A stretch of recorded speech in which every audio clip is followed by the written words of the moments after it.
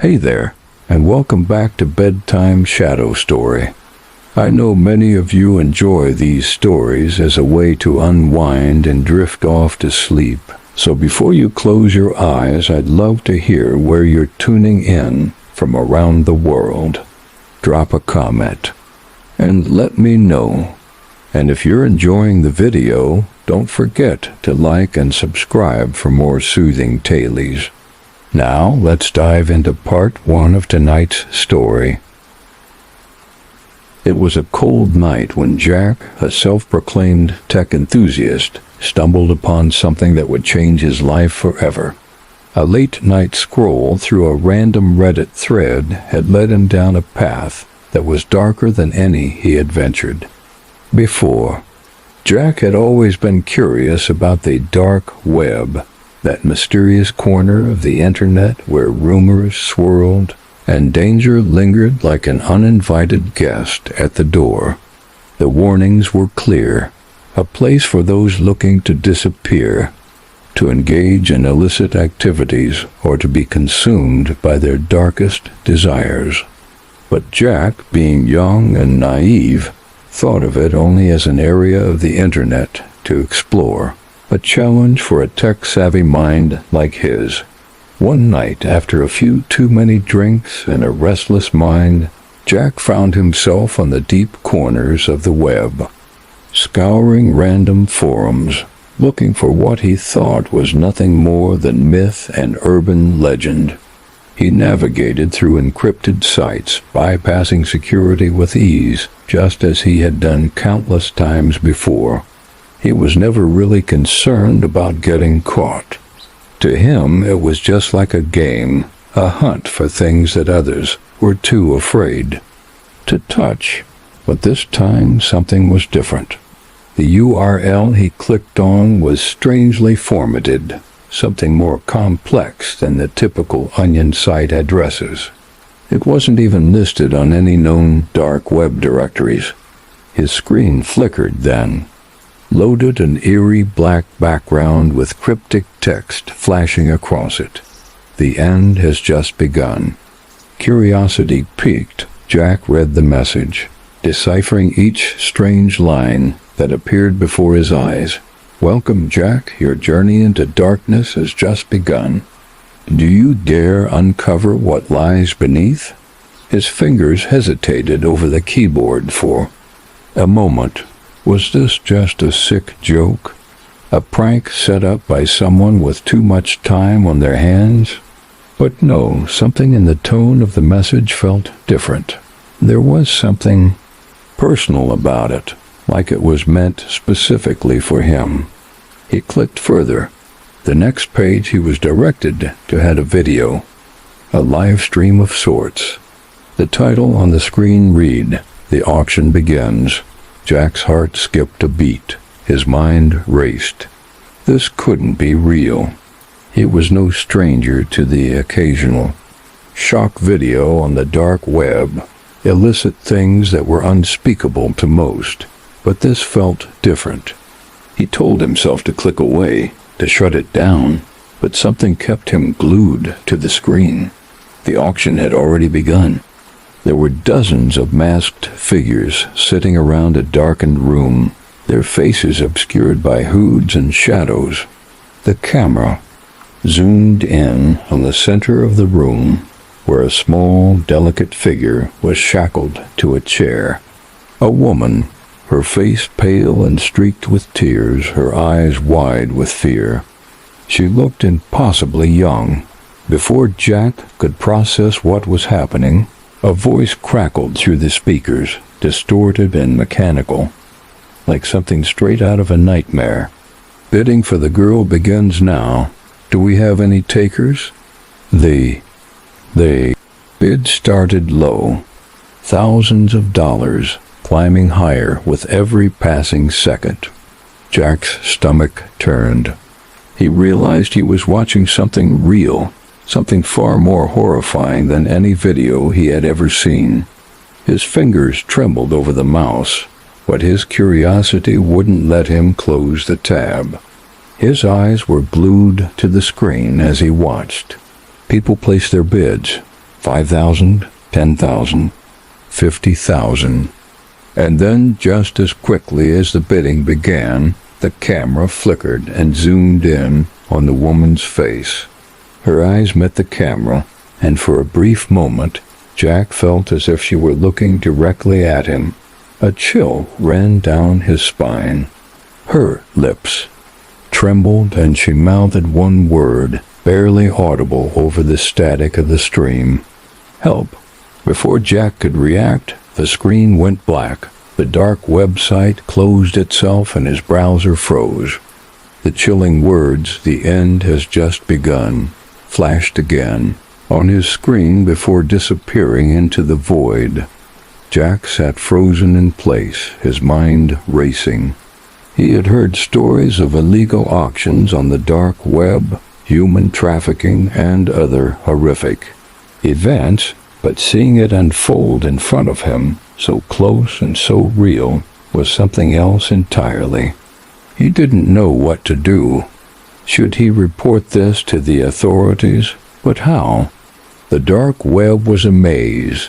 The very fact that he had stumbled upon it meant he had bypassed countless layers of security, most of them designed to keep law enforcement at bay.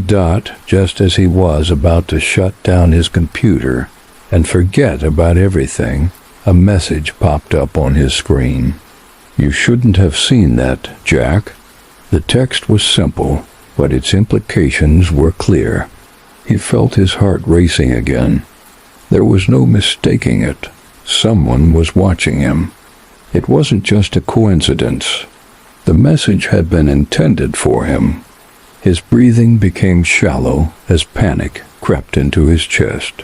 "Your curiosity will cost you. You've been marked." He tried to move, to close the laptop, but his fingers were frozen, his eyes glued to the screen. He had no idea who was behind this, or how they had found him, but he felt the weight of the words like a heavy cloak draped over him. His mind raced through possibilities, none of them good. The room suddenly felt colder, the walls pressing in on him. His phone buzzed. A text from an unknown number. It was a single sentence. "We're already inside." Jack's blood ran cold. He didn't know if this was a prank or something far more sinister, but it was impossible to ignore the feeling creeping up his spine. It was like a voice in the back of his mind was telling him that this wasn't a game anymore. The doorbell rang. Jack's breath caught in his throat. He had been alone in his apartment for hours. No visitors. No reason for anyone to be here. He stood up, heart pounding in his chest. The doorbell rang again, louder this time, urgent. His mind raced. Could it be someone from the dark web? Could they have tracked him? He knew that the only way to make this stop was to go straight to the authorities. But what if they didn't believe him? What if, in the end, there was no escape from the rabbit hole he had unknowingly fallen into? He moved cautiously toward the door, every step making the tension in his chest worse. The doorbell rang a third time, more insistent now. He reached for the handle, hesitated, and then opened the door. The hallway outside was empty. Nothing but the faint hum of the city's distant traffic. Jack stood frozen for a moment, his mind struggling to comprehend the reality of what had just happened. The chilling sense of being watched never left him, and the words "you've been marked" continued to echo in his mind. This was just the beginning. Something far darker was unfolding around him, and Jack had no idea how deep he had fallen into the abyss. Part 2 ***. The eerie silence of the hallway outside Jack's apartment left him with an unsettling sense of disconnection, as if the world around him no longer operated on the same rules. He stood there for what felt like an eternity, staring at the empty space where there should have been someone or something. The doorbell had stopped ringing, but the lingering tension in the air was thick and oppressive, like the calm before a storm. He closed the door slowly, still trying to process what had just happened. His heart was racing, his palms sweating. As he moved back to his computer, he wanted to ignore the signs, tell himself it was all a bad dream, a glitch, or some sort of elaborate prank. But deep down he knew it wasn't. The message on the screen, the strange presence that seemed to be lurking just out of sight. It was all too real. His hands hovered over the keyboard, trembling slightly. The urge to check his phone was overpowering. He picked it up, and just as he unlocked it, a new notification appeared. An unknown number.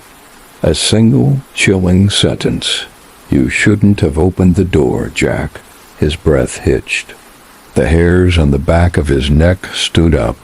His mind raced as he thought back to the moments before, when he had opened the door to find nothing but emptiness. Had they been watching him?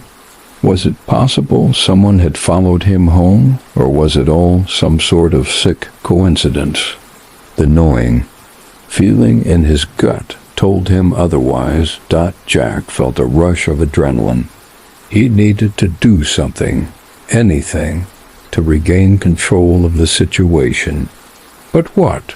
Call the police? That seemed like the obvious choice, but he was paralyzed by doubt. How could he explain what had happened? How could he describe the untraceable website, the masked figures, the bidding, and then the cryptic messages? Would they even believe him? And even if they did, would they be able to protect him from the unknown force that now had its eyes on him? Suddenly his phone buzzed again, this time with multiple messages. Each was from different unknown numbers, but all shared the same haunting tone. "We know where you live, Jack. You can't escape. Your curiosity has consequences." The flood of messages kept coming, one after the other, each one more threatening than the last. Jack felt a wave of panic rising in his chest. They were watching him. They were everywhere. There was no way out. He needed to act fast. His mind raced as he considered his options. He could try to turn off his computer, wipe everything clean, change his phone number, and erase all traces of his activity. But deep down, he knew it wouldn't be enough. Whoever was behind this had already seen him, had already found him. They wouldn't stop. They couldn't stop. With shaking hands, Jack grabbed his laptop, determined to find a way to trace the dark website, to find out who was behind it, and if possible, how to make it stop. He started typing furiously, trying to recall every step of the journey that had led him to this point. The site he had accessed earlier, the strange auction, the cryptic messages, they had to be connected. There had to be a way to follow the trail, to find out who was behind it. As he scrolled through various forums trying to find answers, his eyes suddenly caught a name, the Black Market Consortium. Jack's blood ran cold. He had heard of the Black Market Consortium before. Whispers on the deeper corners of the dark web about a group so secretive, so powerful, that even law enforcement trembled in their wake. They were responsible for some of the darkest and most heinous activities on the dark web. Human trafficking, drug smuggling, illegal arms deals, you name it. It was said that once you became involved with them, there was no way out. No one ever left, but Jack had never thought they were real. They were the stuff of urban legend, rumors spun by those who were too afraid to dig deeper. Now, however, He was starting to believe. His finger hovered over the mouse, the cursor trembling as he debated whether to click on the link that might reveal more about the consortium. But something inside him screamed not to. He had already gone too far, before. He could make his decision. The doorbell rang again. Jack froze. This time it wasn't just a ringing. There was a distinct sound of someone trying to get inside. A soft knock, followed by a firm pounding on the door. His heart skipped a beat. Whoever it was, they knew he was there. The pounding continued, relentless, like a drum beat in the silence of the night. Jack stood frozen, unable to move, unable to breathe. His mind was a whirlwind of thoughts. Was it them? Had they tracked him? Was he about to be dragged into whatever nightmarish web they had spun for him? The knocking stopped only for a moment, before starting again, this time louder, more frantic. It felt as if the very walls of his apartment were closing in on him. The silence that followed the pounding felt unbearable, suffocating, and then, just as suddenly, the knocking stopped. Complete silence. Jack stood at the door, his hand hovering over the handle. He felt like he was trapped in a nightmare he couldn't escape from. Should he open the door? Should he hide? But where could he hide? There was nowhere to run. His eyes darted around the room, looking for any sort of escape. His apartment felt more like a cage than a safe haven. The sound of a low, raspy voice came through the door, so quiet he almost didn't hear it at first. "We're already inside, Jack." The words were a cold whisper that chilled him to his very core. Jack's blood ran cold. He didn't know how it was possible, but he knew one thing for sure. The danger was no longer out there. It was in his apartment, and it was closing in on him. He didn't have time to think. Without a moment's hesitation, Jack grabbed his phone and raced to the window, looking for any possible way out. But all he could see was darkness, the shadows stretching out across the empty streets. Suddenly, his phone buzzed again. This time the message was different. "Time's up." A loud crash erupted from somewhere inside his apartment, followed by the unmistakable sound of footsteps, heavy, deliberate, and drawing closer. Jack turned toward the noise, his pulse pounding in his ears. It was too late. There was no way to escape. There was only one thing left to do. Run. But as he took a step toward the door, he realized with growing horror that there was no way out. Part 3 *. Jack's mind raced, his heart pounding in his chest as he stood at the window, the message on his phone still lingering in his hands. "Time's up." The words echoed through his mind, growing louder with each passing second. His fingers tightened around the phone, the cold screen now feeling like a lifeline in a sinking ship. But the footsteps, those deliberate, methodical footsteps, were growing closer, unmistakable in their rhythm. It wasn't just one person. It felt like more.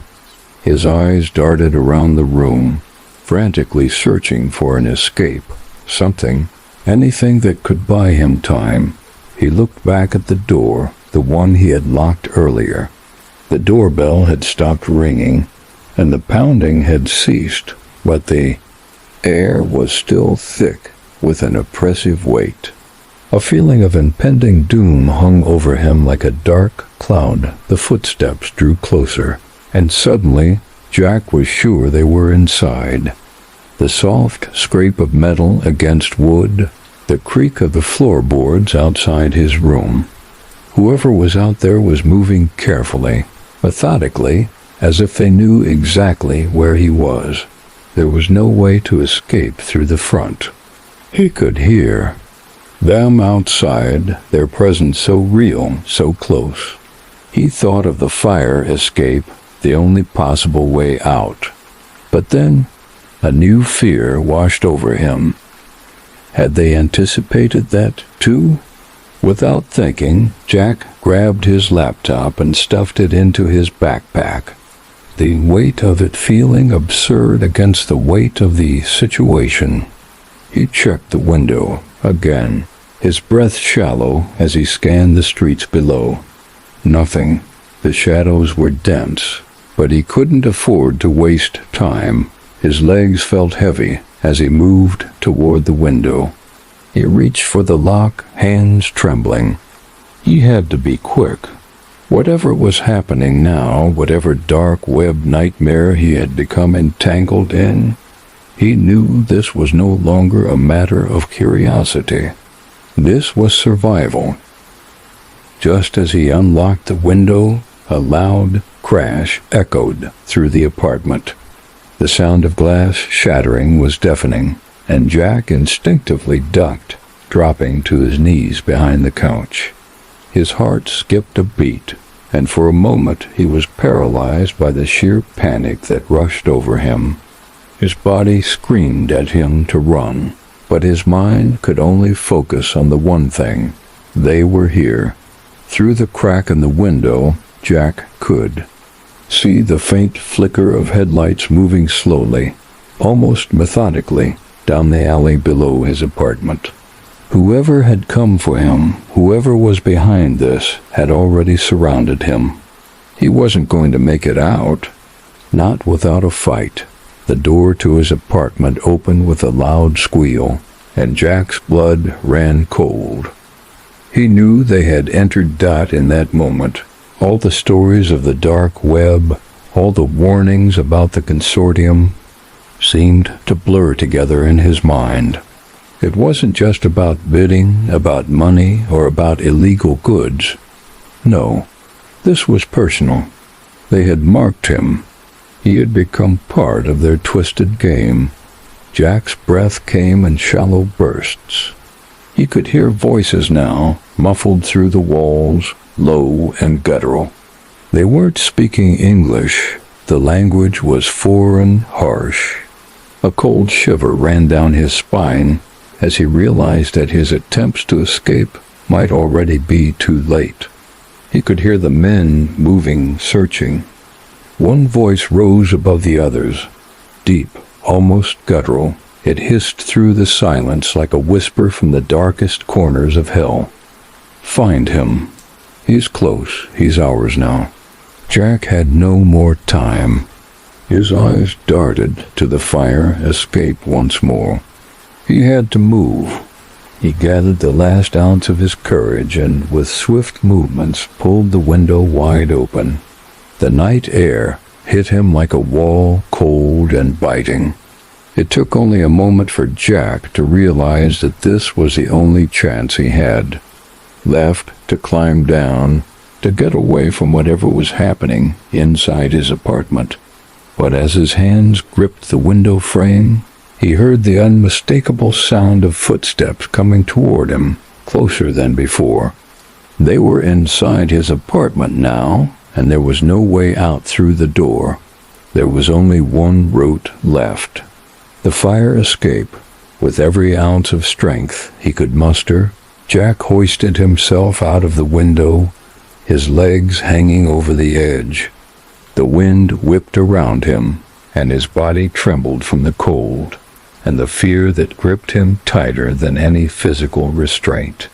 He slid down the fire escape, his shoes scraping against the metal steps as he descended into the darkness below. He had almost reached the bottom when the first bullet flew past him, missing his arm by inches. Jack's body instinctively ducked, his heart slamming against his ribs as he realized just how close death was. The sound of the gunshot echoed through the alley, and Jack pushed himself faster, his breath coming in ragged gasps. His body screamed in protest as he reached the ground, and without missing a beat, He sprinted into the maze of narrow alleys that wound between the buildings. The footsteps above him, the chase was relentless. They wouldn't stop until they caught him. Jack had no plan, no idea where he was going. His only instinct was to run, to keep moving, to escape the nightmare that had become his reality. His lungs burned with every breath, his legs feeling like lead as he pushed forward. Every shadow, every alley turned into a threat. His mind raced with thoughts of where he could go, who he could trust. There was no one who could protect him from the force he had just unleashed. His phone buzzed again. "You can't run forever, Jack." The message sent a shiver through him. It was too late. They were playing with him, but this was no game. It was a hunt, and he was the prey. Jack didn't know where he was heading anymore.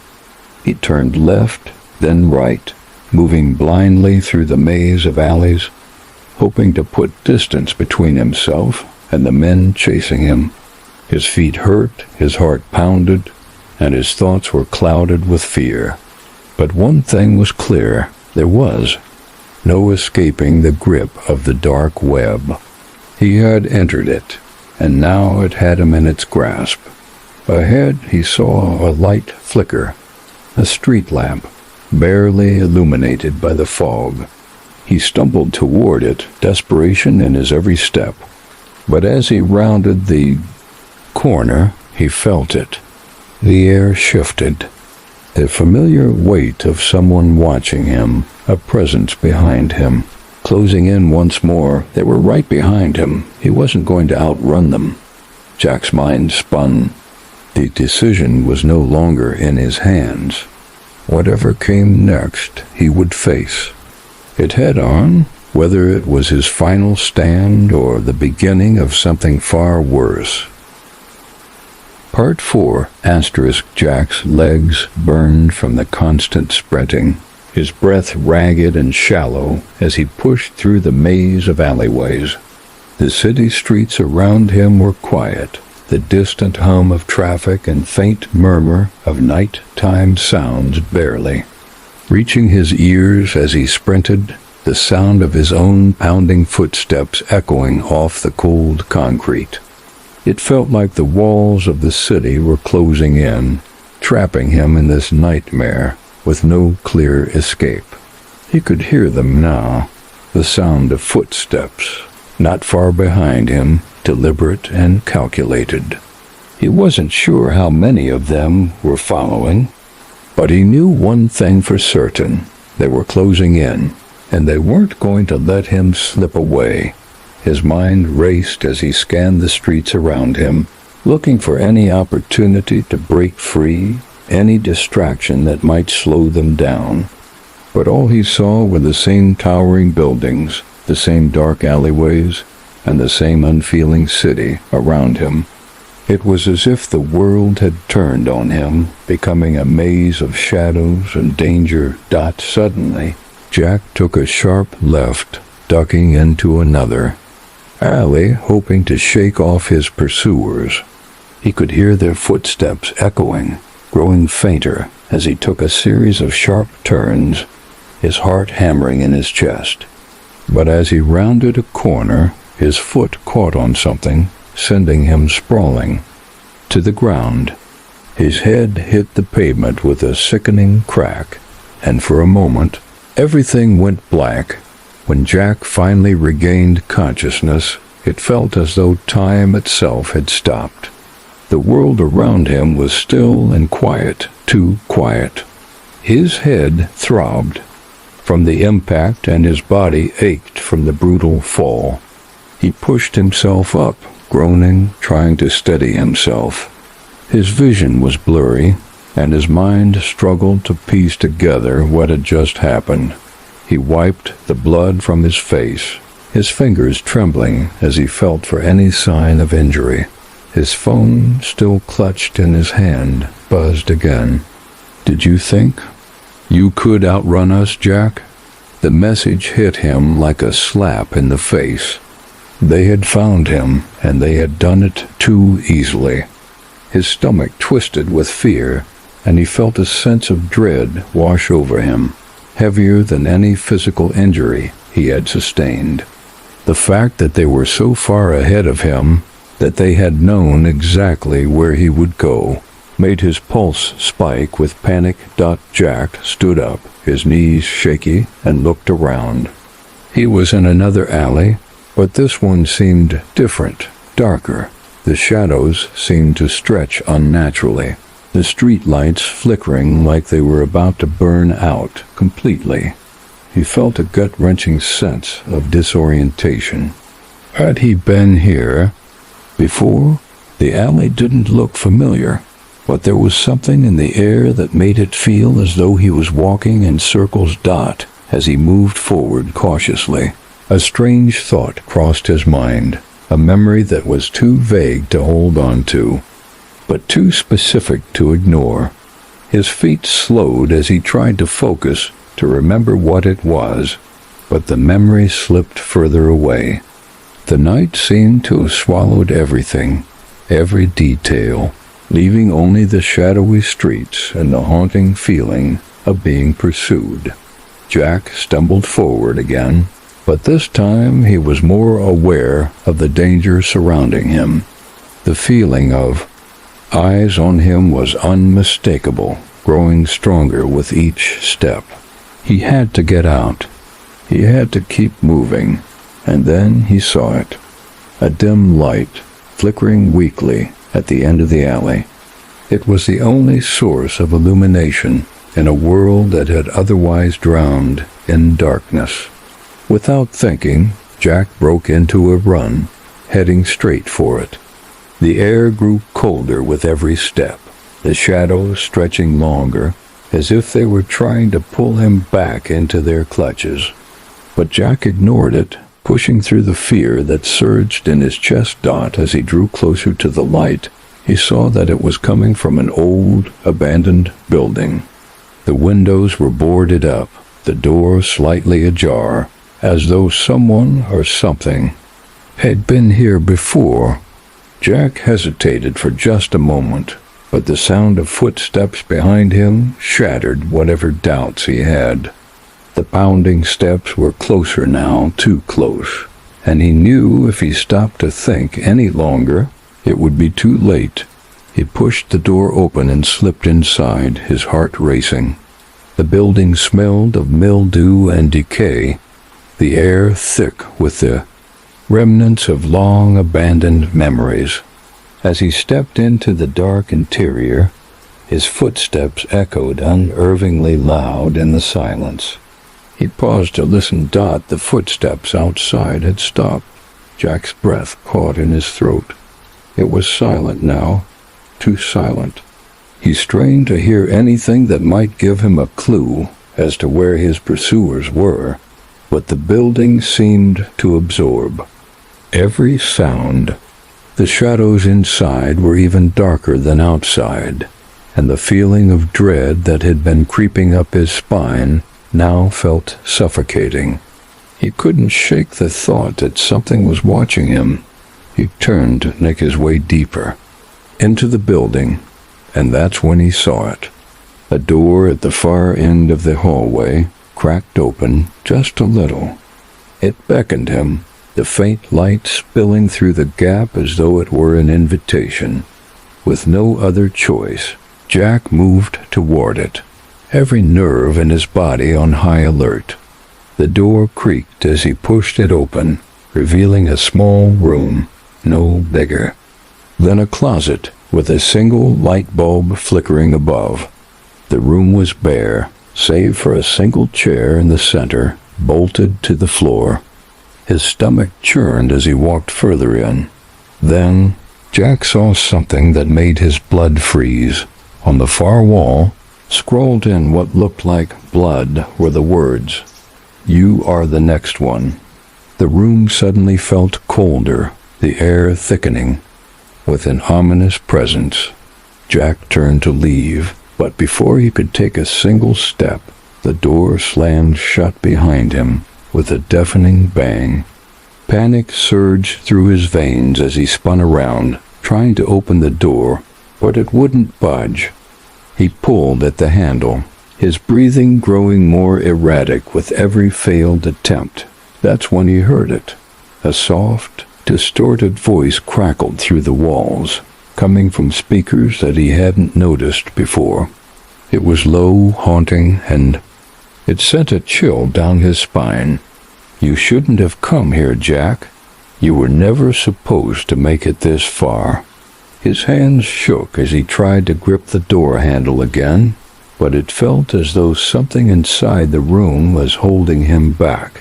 The walls seemed to close in, and the air felt suffocating, thick with the presence of something malevolent.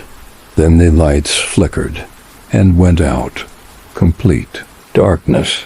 Jack's heart pounded in his chest as the walls seemed to pulse, as if they were alive, breathing. He reached out, desperate to find something to hold on to, but the darkness seemed endless, like a void that swallowed everything in its wake. He was no longer in control. He was a prisoner, and the game had only just begun. Part 5 *. The darkness was suffocating, the kind of oppressive blackness that seemed to consume everything. Jack's pulse pounded in his ears, a constant reminder of how close to the edge he was. The room, once filled with faint light, was now swallowed by complete and utter blackness. His body trembled as he stood frozen, the weight of the air around him pressing in like a physical force.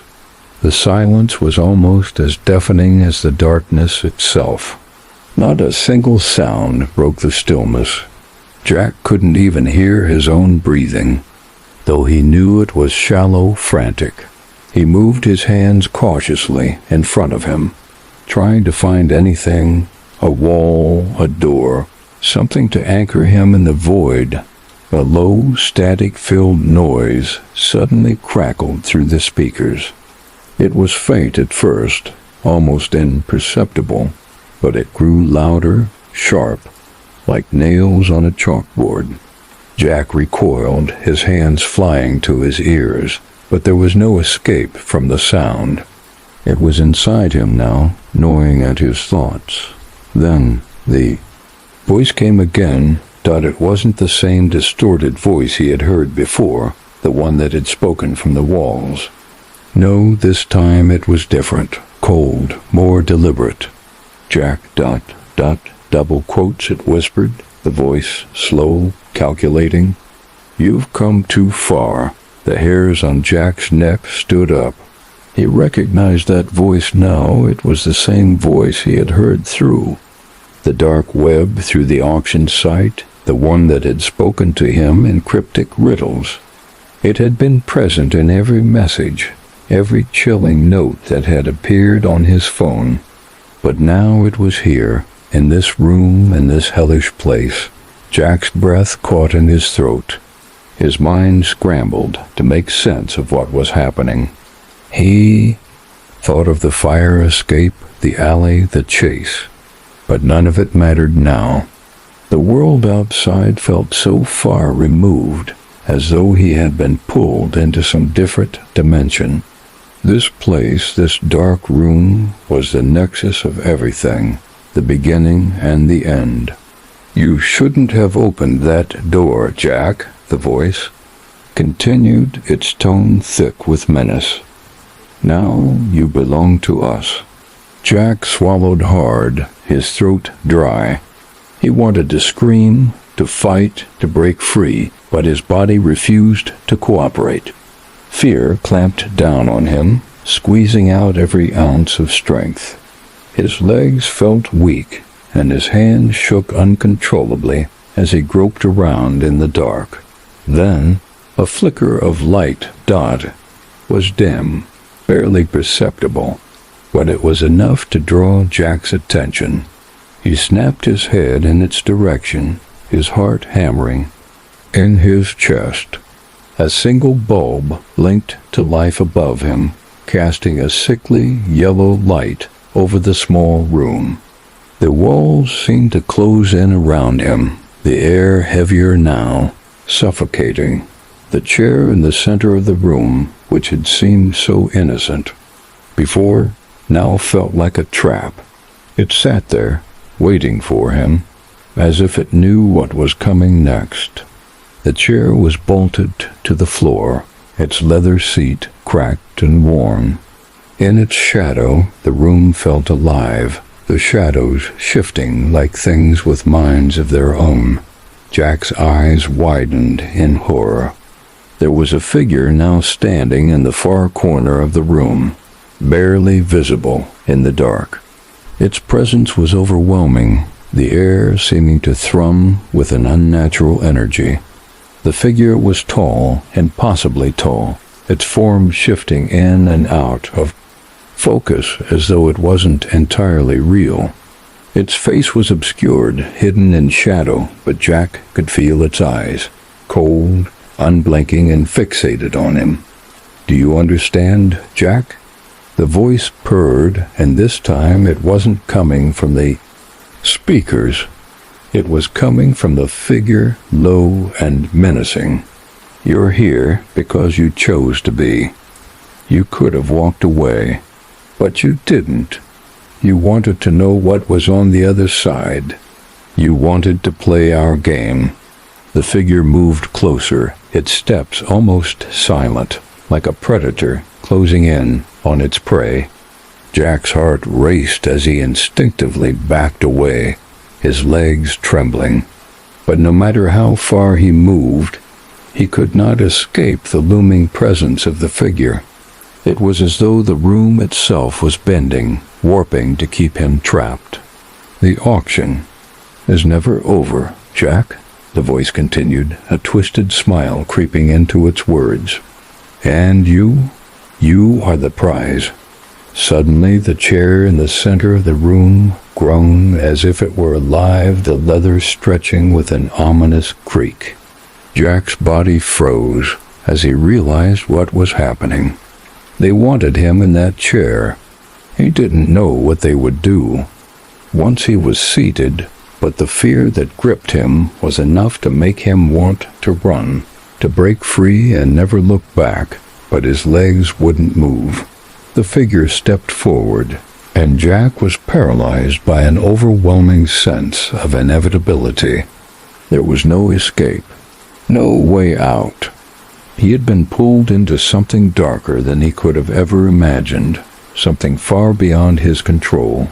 This wasn't just about the dark web, the auction, or the consortium.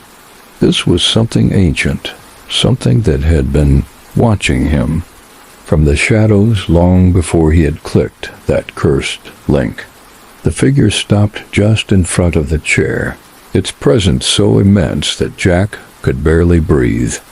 A heavy silence fell over them, the tension in the air thick enough to cut with a knife. For a moment, Jack thought the figure might speak again, but it didn't. Instead, it reached out with a hand, long and skeletal, its fingers impossibly thin. Jack's pulse raced, his throat closing up in fear. There was no way to avoid it now. Whatever they had planned for him, it was happening. The figure's hand hovered near his chest, its fingertips brushing lightly against the fabric of his shirt. Then everything stopped. The room went silent again, and Jack could no longer hear the voice, the footsteps, or the creaking of the chair. All he could hear was the pounding of his own heart, the deafening beat of his survival instincts telling him to fight, to run. But as he opened his mouth to scream, the world around him shifted again. The room was gone. The darkness was gone. Jack was no longer standing in the abandoned building. He was back in his apartment. His laptop sat open on the desk in front of him, the screen glowing with a familiar, unsettling message. "You shouldn't have opened the door, Jack." Jack blinked, his breath shallow, his hands trembling as he looked around. His apartment, unchanged, was quiet. Too quiet. Had it all been a dream? The screen flickered again. The words on the screen changed, reshaping themselves, becoming something even more chilling. You can't escape us. You never will. The doorbell rang. Part 6 asterisk. The ringing of the doorbell was sharp and insistent, cutting through the stillness of Jack's apartment like a knife. His heart skipped a beat as he turned toward the door, his body frozen with fear. He had just returned from the nightmare, or what he thought was a nightmare, but now he couldn't shake the feeling that something far more sinister had followed him back. The ringing continued, louder now, as though whoever was outside knew he was home. Jack stood still, trying to gather his thoughts. His apartment, the one place that had once felt safe, now felt like a trap. The oppressive weight of the air was thick with the presence of something unseen, something he couldn't escape. No, it can't be them, Jack muttered to himself, his voice trembling. It's just a coincidence, it has to be. But deep down he knew better. His body screamed at him to run, to hide, but his feet felt as though they were anchored to the floor. His mind raced, replaying the events of the last few hours, the horrors he had witnessed, and the messages that had haunted him since. Every single warning, every moment that had led him here, flashed in his mind. The doorbell rang again, this time more forcefully. Jack's throat tightened as he slowly, hesitantly walked toward the door. His breath was shallow, his heart pounding. In his ears, and for the first time in his life, he felt truly helpless. He reached for the door handle, his hand trembling as if it weren't his own. The metal felt cold under his fingertips, sending a jolt of panic through his body. The moment his hand touched the handle, it turned on its own. The door creaked open just slightly, enough to let the soft glow of the hallway light spill in. A silhouette stood just beyond the door, its outline sharp and unsettling against the dimness of the corridor. Jack ... The voice called, low and familiar. It was the same voice. The voice from the auction, from the messages, the one that had been haunting him since the moment he had first clicked that link. He knew now that it wasn't just some dark web threat. It was real. Jack stumbled back, his pulse quickening. He tried to shut the door, but the figure outside wasn't just a silhouette anymore. It was solid, moving, and with a flick of its wrist, the door swung wide open. Standing in the doorway, illuminated in the sickly hallway light, was the same figure he had seen in the dark room. Tall, impossibly tall, with the same hollow eyes, and a face obscured by shadows. There was no mistaking it. This wasn't just a person. It was something far worse. Jack's mouth went dry, his legs shaky beneath him. He wanted to scream, to run, but his body refused to obey. The figure stepped forward, crossing the threshold of his apartment with unnerving calmness. Its footsteps were deliberate, echoing in the silence. Jack felt the air grow colder, as though the figure was sucking the warmth from the room. It stopped in the center of the apartment, its presence overwhelming, filling the entire space with an oppressive, suffocating energy. You ... Should have stayed away, Jack, the figure murmured, its voice smooth, almost honeyed, but cold to the core. But now, you're ours. There's no going back. Jack's eyes darted around the room, desperate for an escape, but he knew it was useless. There was nowhere to run. His mind raced, looking for something, anything to defend himself. But the figure moved so quickly, so fluidly, it was as though it was more shadow than flesh. "Why?" Jack's voice cracked. He had to ask. He had to understand. "Why?" "Me? What do you want from me?" The figure tilted its head slightly, as if amused. "You asked for it, Jack. You wanted to know what was hidden in the dark corners of the world, and you found it. But now, now you're part of the game. There's no turning back." A sharp, cruel laugh echoed through the room. Jack's stomach turned, his head spinning. He thought back to the messages he had received, to the auction, to the chilling warnings. This was the black market consortium. The rumors, the whispers he had heard online were real. And now he was trapped in their twisted web. "No!" Jack shouted, his voice breaking through the haze of fear. "I didn't ask for this. I didn't want this." The figure took another step forward, the room seeming to grow darker with every movement it made.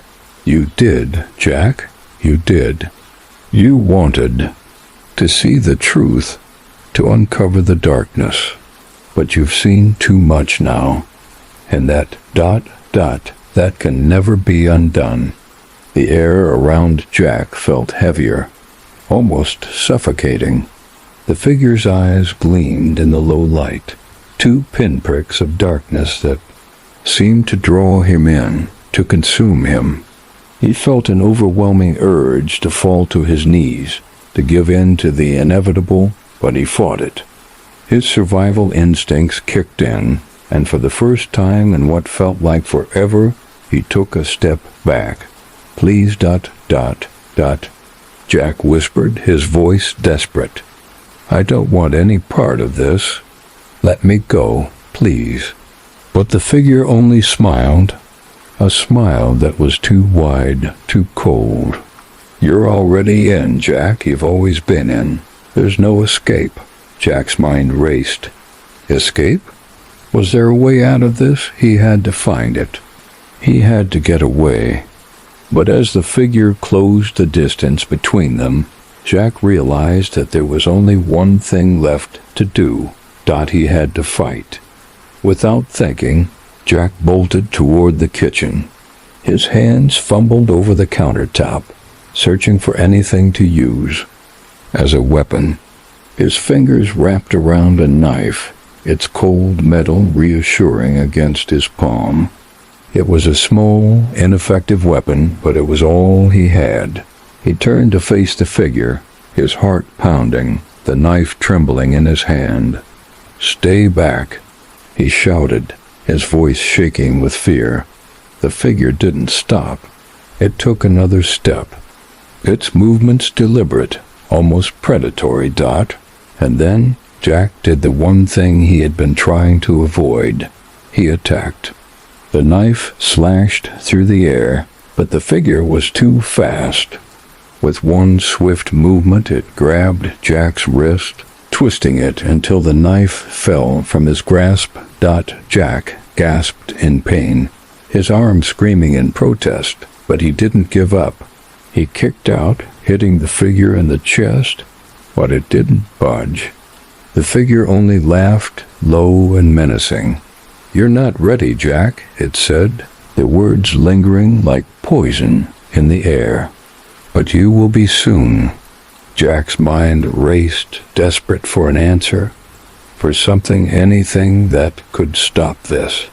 But as the figure leaned in closer, he realized with a sickening certainty that he was already too far gone. There was no way out. He had become a part of the nightmare he had once been curious about. And now it was his turn to play the game. The figure's hand reached out, cold as ice, and Jack felt himself being pulled into the darkness. Part 7 *. The moment the figure's cold hand made contact with Jack's skin, A jolt of terror shot through him. It wasn't just cold. It was inhumanly cold, like the touch of death itself. His body stiffened, unable to break free as the figures' fingers curled around his wrist with a vice-like grip.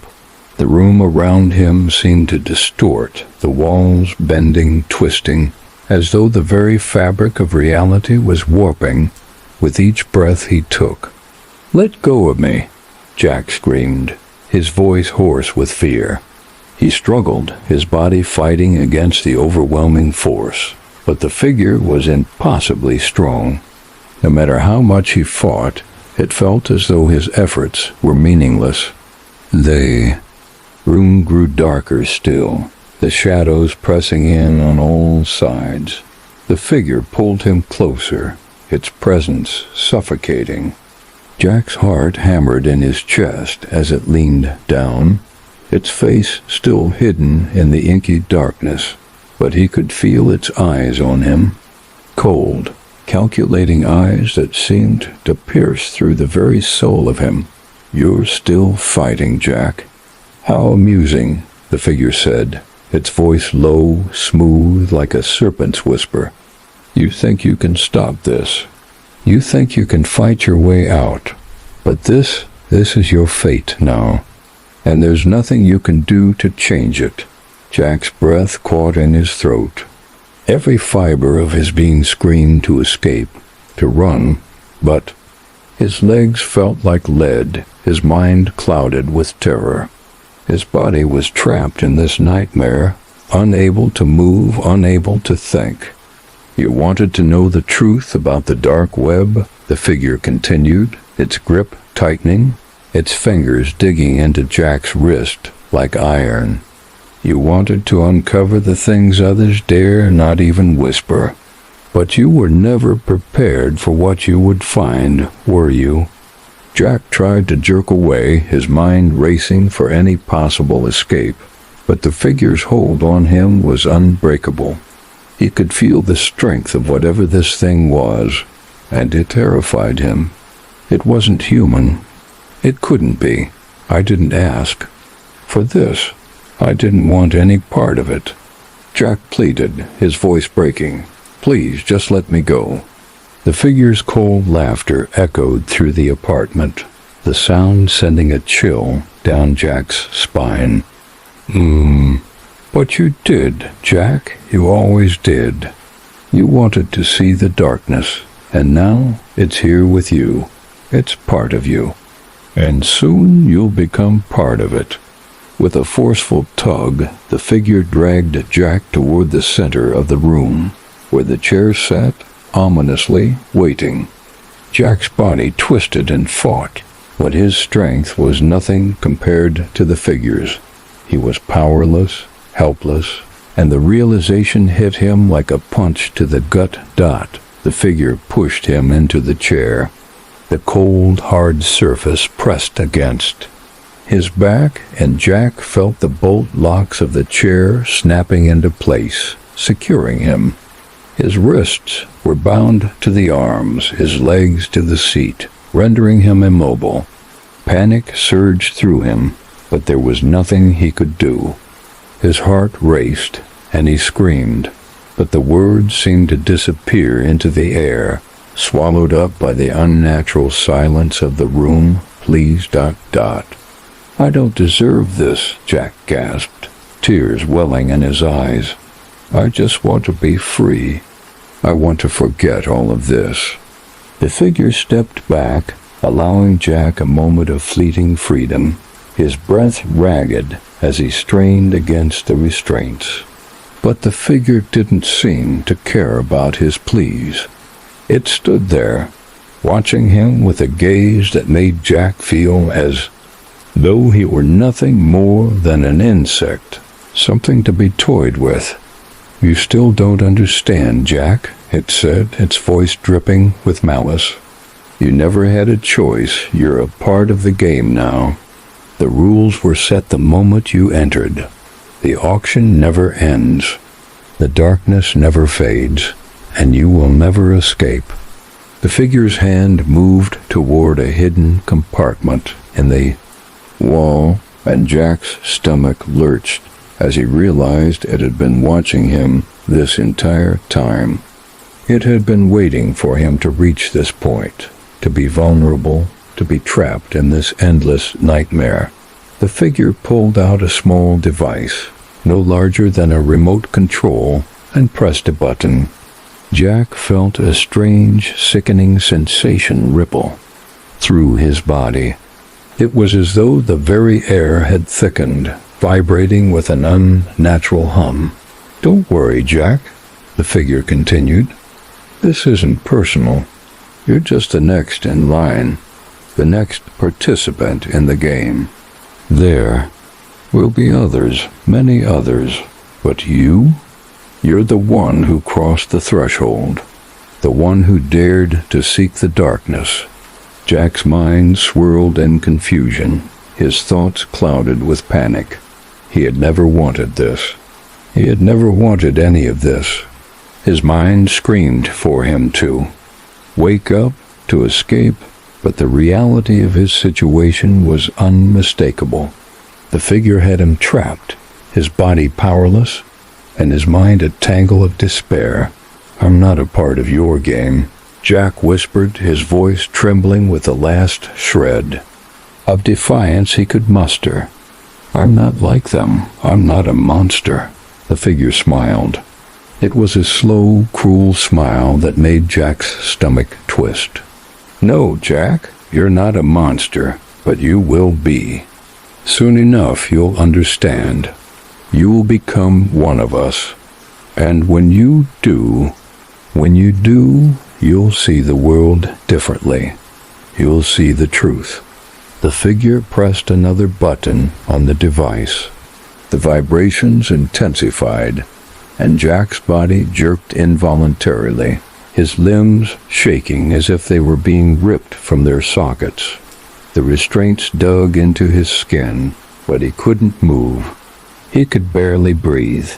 Every muscle screamed in agony as the device emitted a strange pulse that seemed to warp his very senses.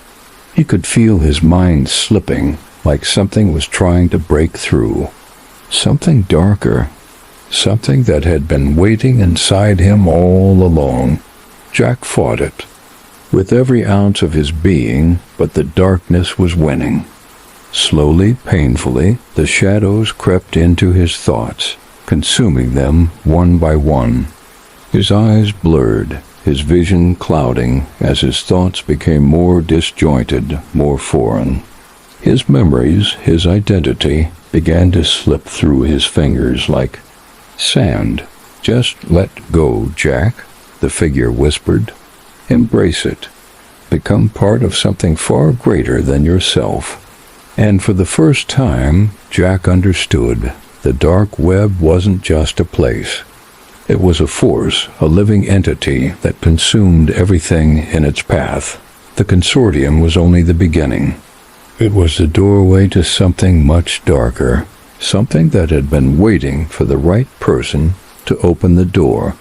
Jack's mind teetered on the edge, and as the darkness consumed him, he realized with horror that he had become part of the game, a permanent player in a world where escape was impossible. And then everything went black. Part 8 asterisk. The first sensation that returned to Jack was a sharp, throbbing pain in his temples. It was as though his mind was trying to break free from something, pushing against a heavy wall of confusion and fear. He blinked rapidly, trying to focus on the dim light around him, but his vision was blurred, as though the world itself had been smudged. The sounds of the world outside his head were muffled, distorted. Like listening through a thick fog dot, he tried to move, but his body felt alien to him, his limbs heavy and unresponsive, as though they were no longer his own. The sharp, biting cold he had once felt in his skin had faded, replaced by a dull, numbing sensation. The pain in his head was the only thing that remained clear, the only thing that reminded him he was still alive. Jack's breath was shallow, his chest tight as he forced himself to open his eyes fully. What he saw made him gasp.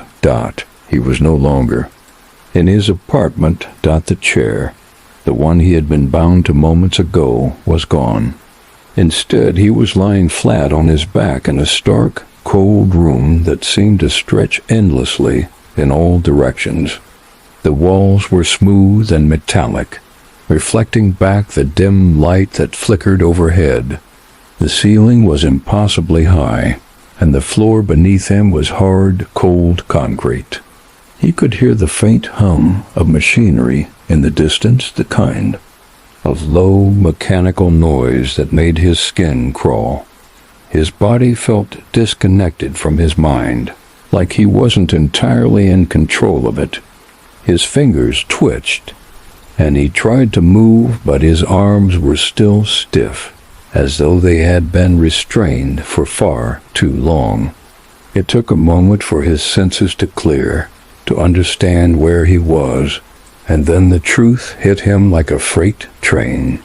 He was in a place far worse than anything he could have imagined. It wasn't an apartment, and it wasn't a room in some abandoned building. It was a facility, a sterile, clinical facility where nothing felt human. There was no warmth here. Life. Just cold, empty space. He didn't need to look around to know he was trapped. His instincts screamed at him to get out, to escape, but something in his gut told him there was no escape. Not here, not anymore. Suddenly the low mechanical hum stopped. Everything went eerily silent, and in that silence Jack could hear his own heartbeat pounding in his ears. His breath caught in his throat, the fear rising in his chest like a tidal wave. What had happened to him? Had he been drugged? Was this some sort of twisted hallucination? But then he heard it.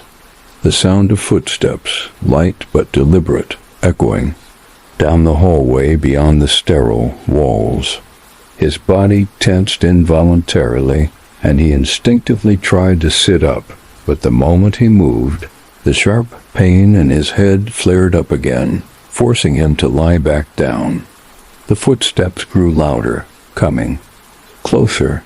Jack closed his eyes, hoping for the smallest moment of peace, hoping it was just his mind playing tricks on him. But when he opened them again, a figure stood at the threshold of the room. It was one of them. The figure wore a long black coat, its face obscured by shadows, but Jack could still make out the faint gleam of its eyes. They were the same eyes, cold, unfeeling, but now they seemed different, sharper, like they were looking right through him. "You've woken up," the figure said, its voice calm, detached. There was no emotion in it, no warmth, just a coldness that seemed to radiate from every word. "We were beginning to think you wouldn't." Jack's throat tightened as the figure took a step closer, its movement smooth and deliberate. The walls around him seemed to press in, the air growing thicker with every passing second. The figure's presence made him feel smaller, insignificant. The fear that gripped him felt like a vice tightening around his chest. What is this?" Jack asked, his voice hoarse, barely more than a whisper. His mind was racing, trying to comprehend the situation. "Where am I? What did you do to me?" The figure tilted its head slightly, as though considering his question. "You're here because you crossed the line, Jack. You entered the world you were never meant to see. The world we control." Jack's blood ran cold. The world they controlled, the consortium. He couldn't process it, not entirely. His mind was too clouded, his thoughts still scattered from the ordeal he had just gone through. But something deep inside, told him he was in the heart of the darkness now. There was no way out. Not anymore. "What do you want from me?" Jack managed to ask, his voice weak but steady. The figure stepped closer, its gaze never leaving Jack. "We want you to understand, Jack. We want you to understand that you're not just a participant anymore. You're part of the system now. You've been marked. You're one of us." Jack's eyes widened in horror. "No, I'm not like you. I'm not one of you." His voice cracked with the force of his denial, but deep down he knew. He had already been taken. He had already become something darker than he could ever have imagined.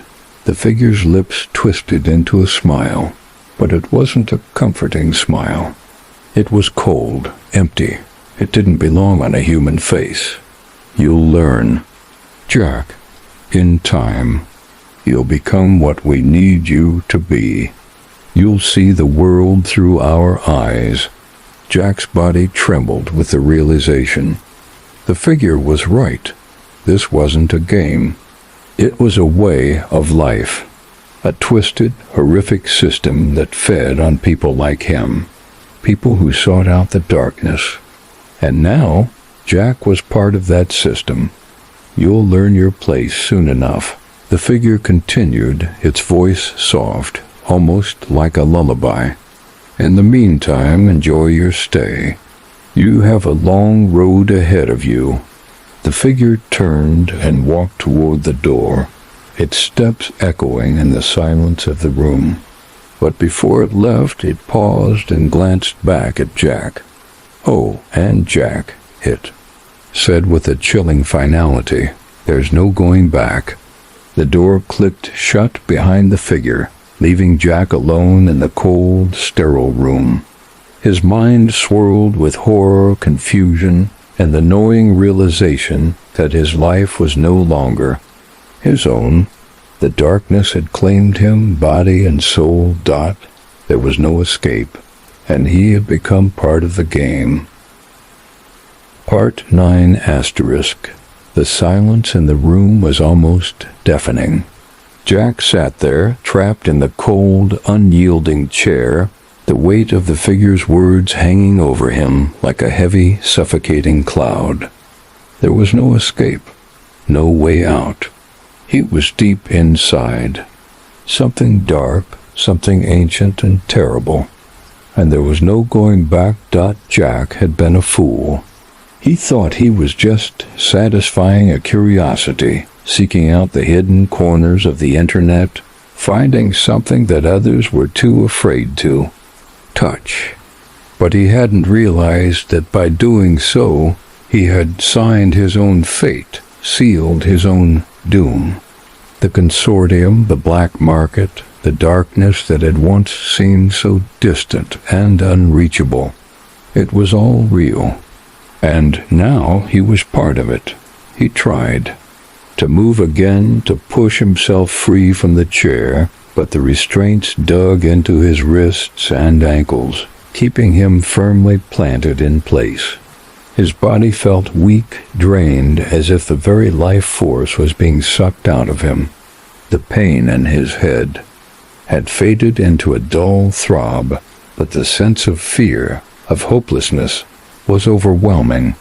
The darkness inside this place was all-consuming, and it felt like it was swallowing him whole. His thoughts were racing, but they kept looping back to the same terrifying realization. There was no escape. Jack's eyes darted around the sterile, metallic room, searching for something, anything, that could offer a way out. But there was nothing. Just the cold, unforgiving walls and the faint hum of machinery in the background. The figure had said he would learn his place, but what did that mean? What kind of place did they want him in? What would they do to him? The door creaked open. Again, Jack's heart jumped in his chest. He tensed, every muscle in his body on high alert. Was it the figure coming back to finish whatever it had started? Was it someone else?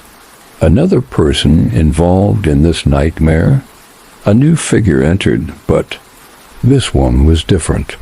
It wasn't as tall, as intimidating as the figure before. It was a woman. Her face was obscured by a hood, but her posture, her presence, was commanding. Jack's instincts screamed that this person wasn't to be underestimated. The woman moved toward him slowly, each step deliberate. Jack didn't dare speak. He had no words left. What could he possibly say? He was powerless. The woman stopped in front of him, studying him with a calculating gaze. Her eyes were cold, empty, like the rest of the people in this place. She looked at him as if he were something to be inspected, something to be dissected, and understood. "You're still in shock," she said, her voice almost clinical, detached. "It's understandable. Most people are when they first get here." Jack didn't know how to respond. What could he say to someone who spoke of his nightmare as though it were a mere inconvenience? He just stared at her, his throat dry. "The pain will pass," she continued. "The adjustment period is always the hardest, but you'll get used to it, eventually." Jack felt a wave of disgust rise in his chest. Get used to it. That's what they were telling him. He was supposed to become accustomed to this nightmare. It was part of the game. The horror, the terror, the unrelenting fear. It wasn't a phase. It was his new life. The woman reached into her pocket and pulled out a small device. She held it in her hand, inspecting it for a moment before turning it toward Jack. It looked like a small remote control. Nothing special, but there was something unsettling about the way she handled it. "Do you know what this is?" she asked, her eyes narrowing as she looked at Jack. Jack swallowed hard, his mouth dry. "No, it's a tracking device," she said, her tone casual, almost bored. "A small one. It's embedded into your bloodstream now. You won't be able to escape. Not now, not ever." Jack's stomach dropped. His breath came in ragged gasps. He tried to force the words out, but they stuck in his throat. The idea that they could track him, control him, was beyond horrifying.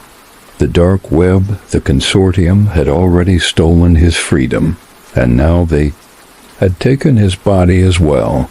"You belong to us now," the woman said, her voice cold and emotionless. "Your every move will be monitored. You'll be told what to do, when to do it. You'll serve the consortium, whether you want to or not." Jack shook his head, his mind a blur of terror and disbelief. "No, I won't do anything for you. I won't." The woman's lips curled into a faint, humorless smile. "You don't have a choice, Jack. You'll learn that soon enough. The system is designed to break people like you. People who think they can resist, who think they can outsmart us. It never works. You'll come to understand what your place is." Jack's mind screamed, his chest heaving with the force of his. Panic, the thought of being controlled, of being a puppet for the consortium, was too much to bear. He couldn't let this happen. He couldn't let them win. But as he struggled against the restraints, he realized with growing dread that it was no use.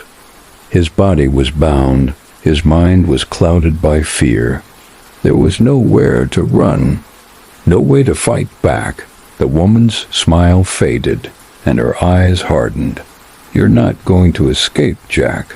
You'll become a tool, a weapon, the consortium's eyes and ears, and soon you'll begin to enjoy it." Jack's blood ran cold as she turned away from him and walked toward the door. Before leaving, she stopped and glanced back at him. "Don't waste your energy fighting. Jack, the moment you entered the game, you lost. Just accept your fate, and when you do, we can begin." With that, she left, the door clicking shut behind her with a finality that made Jack's stomach churn. He was alone again, but this time the loneliness felt different. It wasn't just the absence of people. It was the absence of hope that the reality of his situation set in. He wasn't just a prisoner anymore. He was part of the machine. He was nothing more than a cog in the dark web's twisted system. His life, his future, his very identity, it had all been stolen from him. And as he sat there, bound and helpless, Jack realized with horrifying clarity that the game had already won. Part 10 *. Jack had spent days, weeks, or perhaps even longer in the sterile, cold room. Time had no meaning here. Every minute felt like an eternity, each moment dragging on endlessly as he fought to maintain his sense of self, his humanity. But the walls of the room, the oppressive silence, and the cold, emotionless eyes of those who visited him were slowly grinding him down. The resistance he had once felt, the desire to escape, to fight, had begun to fade, replaced by an insidious acceptance. His mind, once sharp and determined, was becoming a muddled fog of fear and compliance. The tracking device they had implanted in his bloodstream pulsed with every heartbeat, a constant reminder that he was not free. His every movement was monitored, his every thought controlled. The consortium had made sure of that. There was no escaping their grasp. No way to break free. At first, Jack had tried everything. He had attempted to overpower the restraints that held him in place, but they were too strong, too precise. He had tried to scream, to demand answers, but the guards who came to him only stared, their faces impassive, their actions mechanical. There were no answers. There was no compassion. There was nothing. And then came the moments of training. The consortium had begun the process of reshaping Jack's mind, turning him into one of their own. They showed him images, dark, twisted scenes of the world he had once known, but now warped by their influence. They exposed him to horrific things that would have shattered any normal person's sanity, but they didn't care. They wanted to break him, to mold him into someone who would obey without question. And slowly, it was working. He remembered the first time they had brought him into the dark room for his training. He had been terrified, his mind racing with the idea of what they might do to him. But the moment he entered, the sound of the door closing behind him, he knew he had no choice but to submit. The walls were lined with monitors, flashing images too grotesque to describe. His heart had thudded in his chest as he realized the depth of what they were doing. They were showing him the world, or rather a version of it, that they wanted him to become a part of.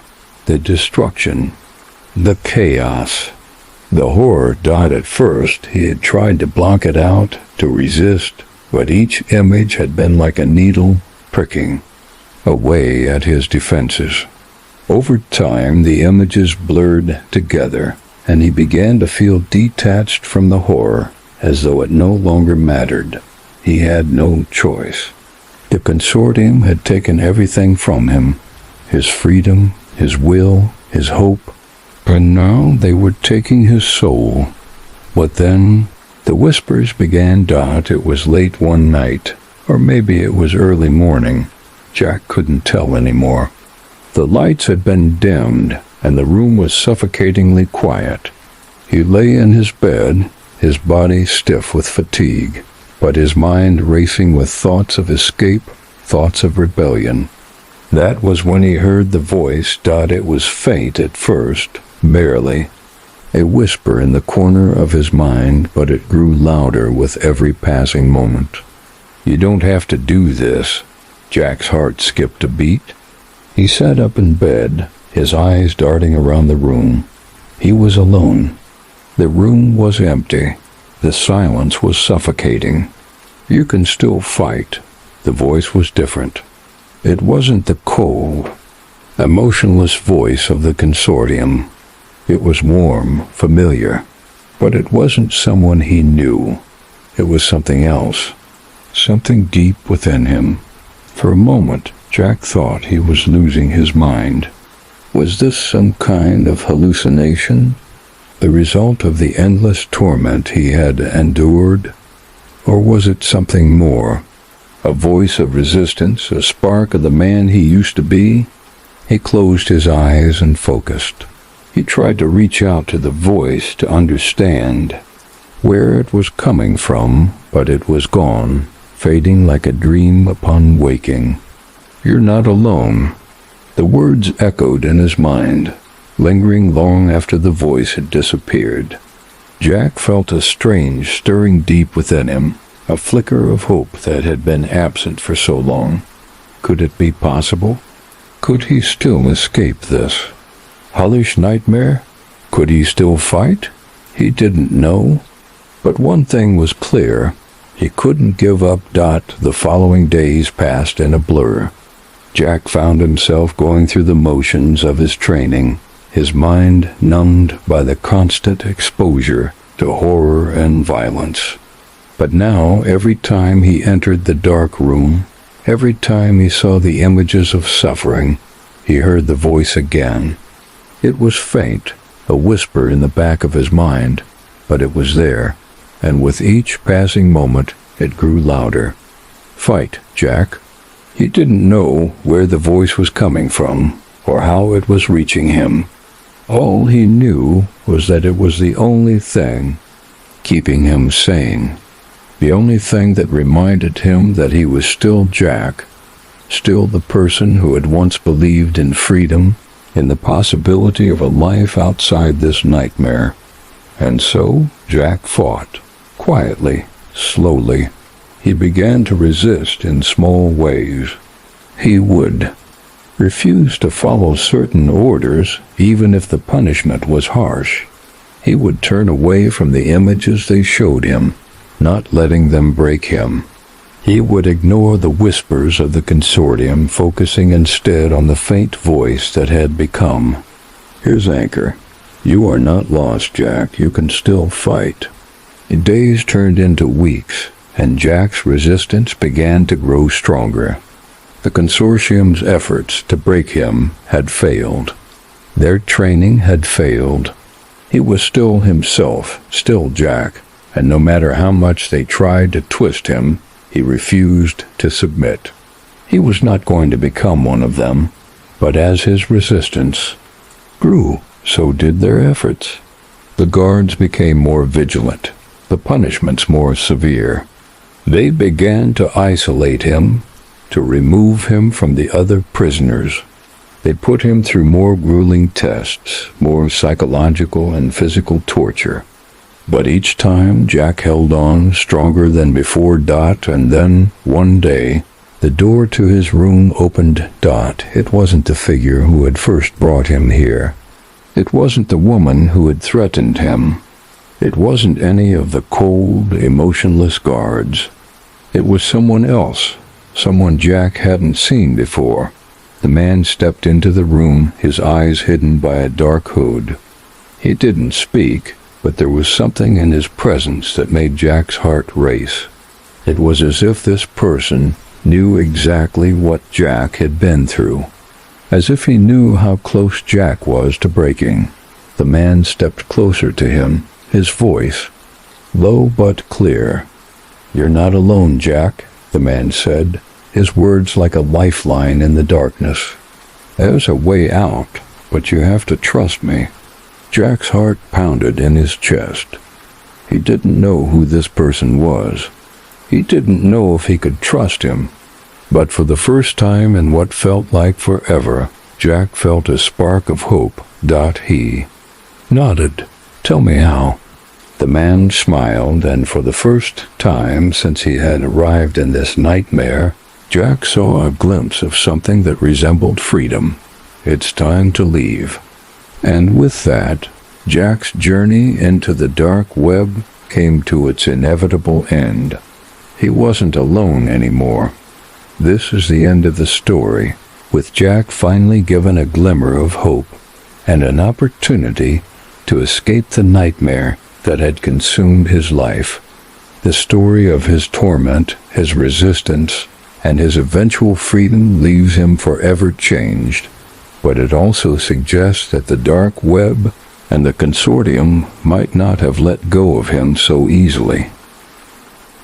Part 1. Story 2. Darren always thought of himself as invisible. A freelance programmer living in a studio apartment above a Vietnamese restaurant in Pittsburgh.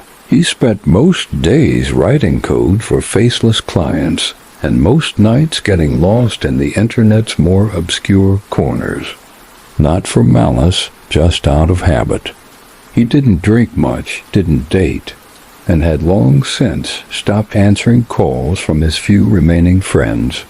Life was a quiet, digital loop, and Darren liked it that way. But even silence can become deafening. It was a rainy Thursday when he stumbled across a strange post on an obscure cybersecurity forum, the kind of place frequented by ethical hackers and paranoid doomsday preppers. The thread was titled simply, "Do not open, even with a VPN. You've been warned." It was buried under pages of outdated software patches and Tor network debates, but something about it hooked Darren. Maybe it was the lack of replies, maybe. The user who posted it, just a string of numbers and letters, no avatar.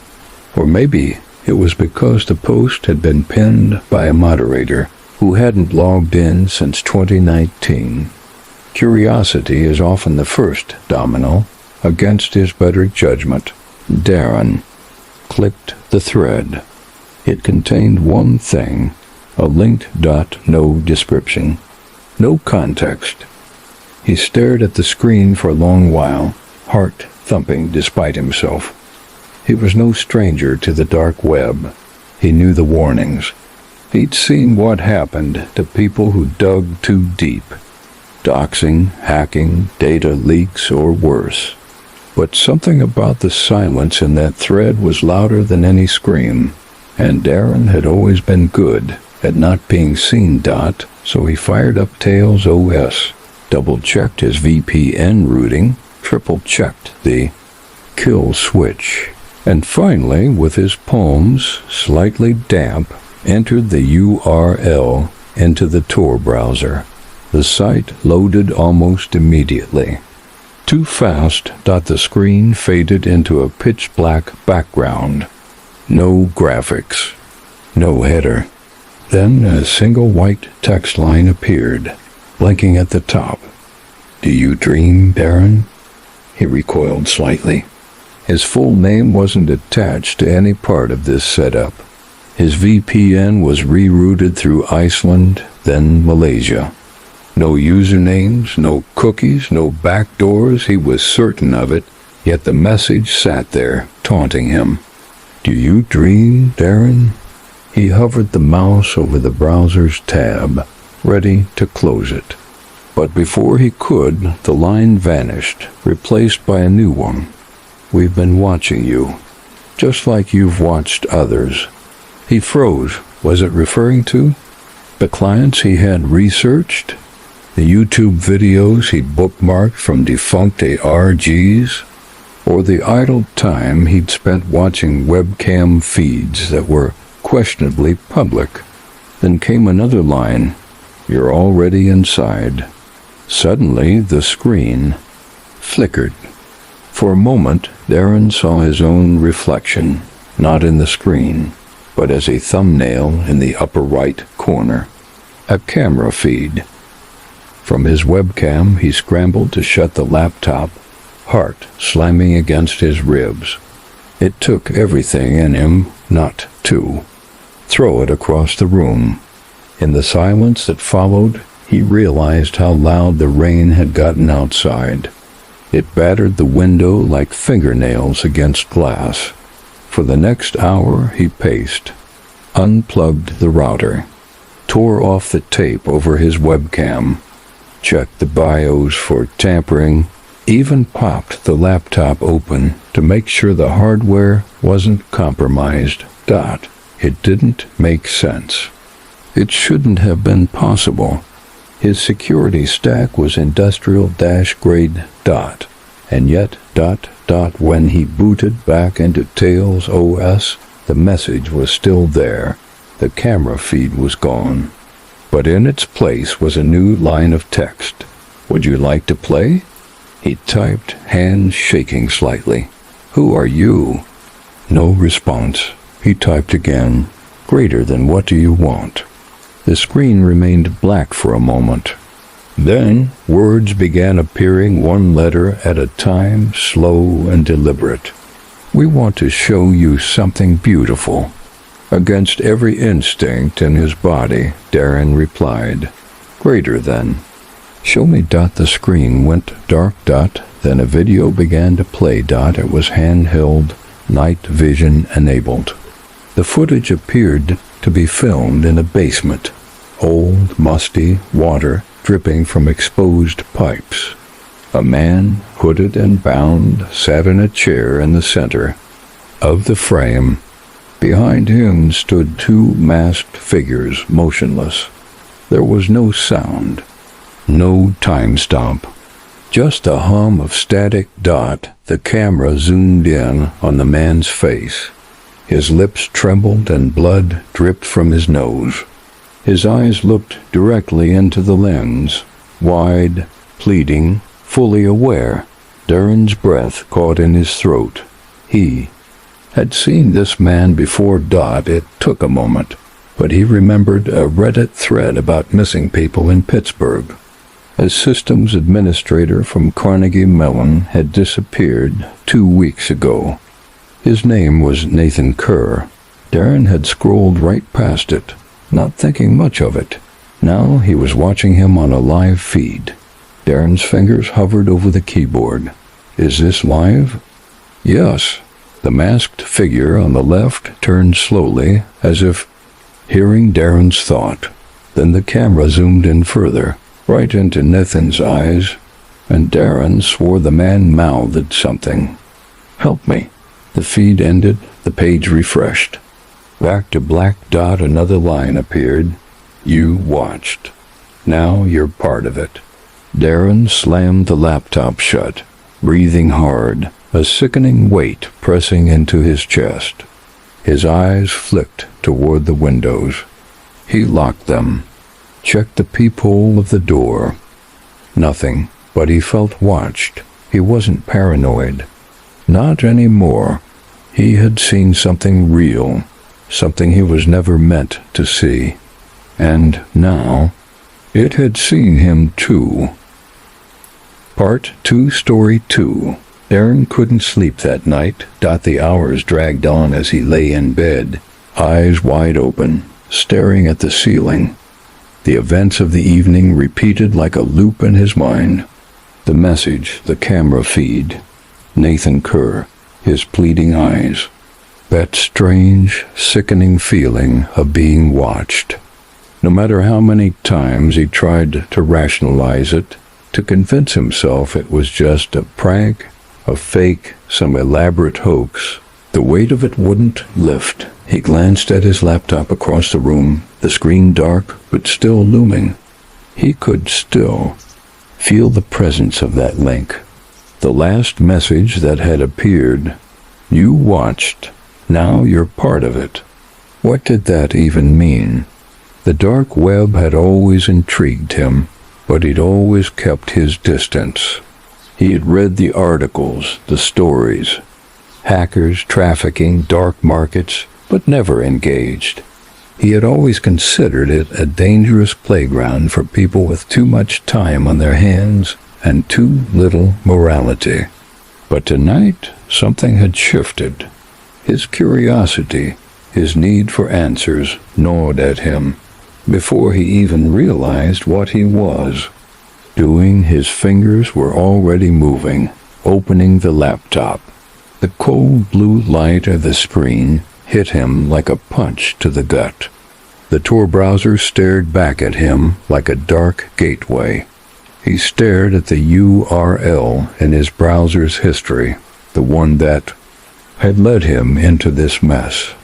mxt7bdx33n4uqx.onion. It almost seemed like an invitation now, a challenge. You're part of it. His hands were shaking. But the curiosity, the pull of what was waiting for him, was stronger than his fear. He clicked the link. This time the page loaded differently. The screen flickered briefly before another message appeared. You wanted to see more. It wasn't a question. It was a statement, one that made his skin crawl. The chilling certainty of it. The fact that it knew what he wanted.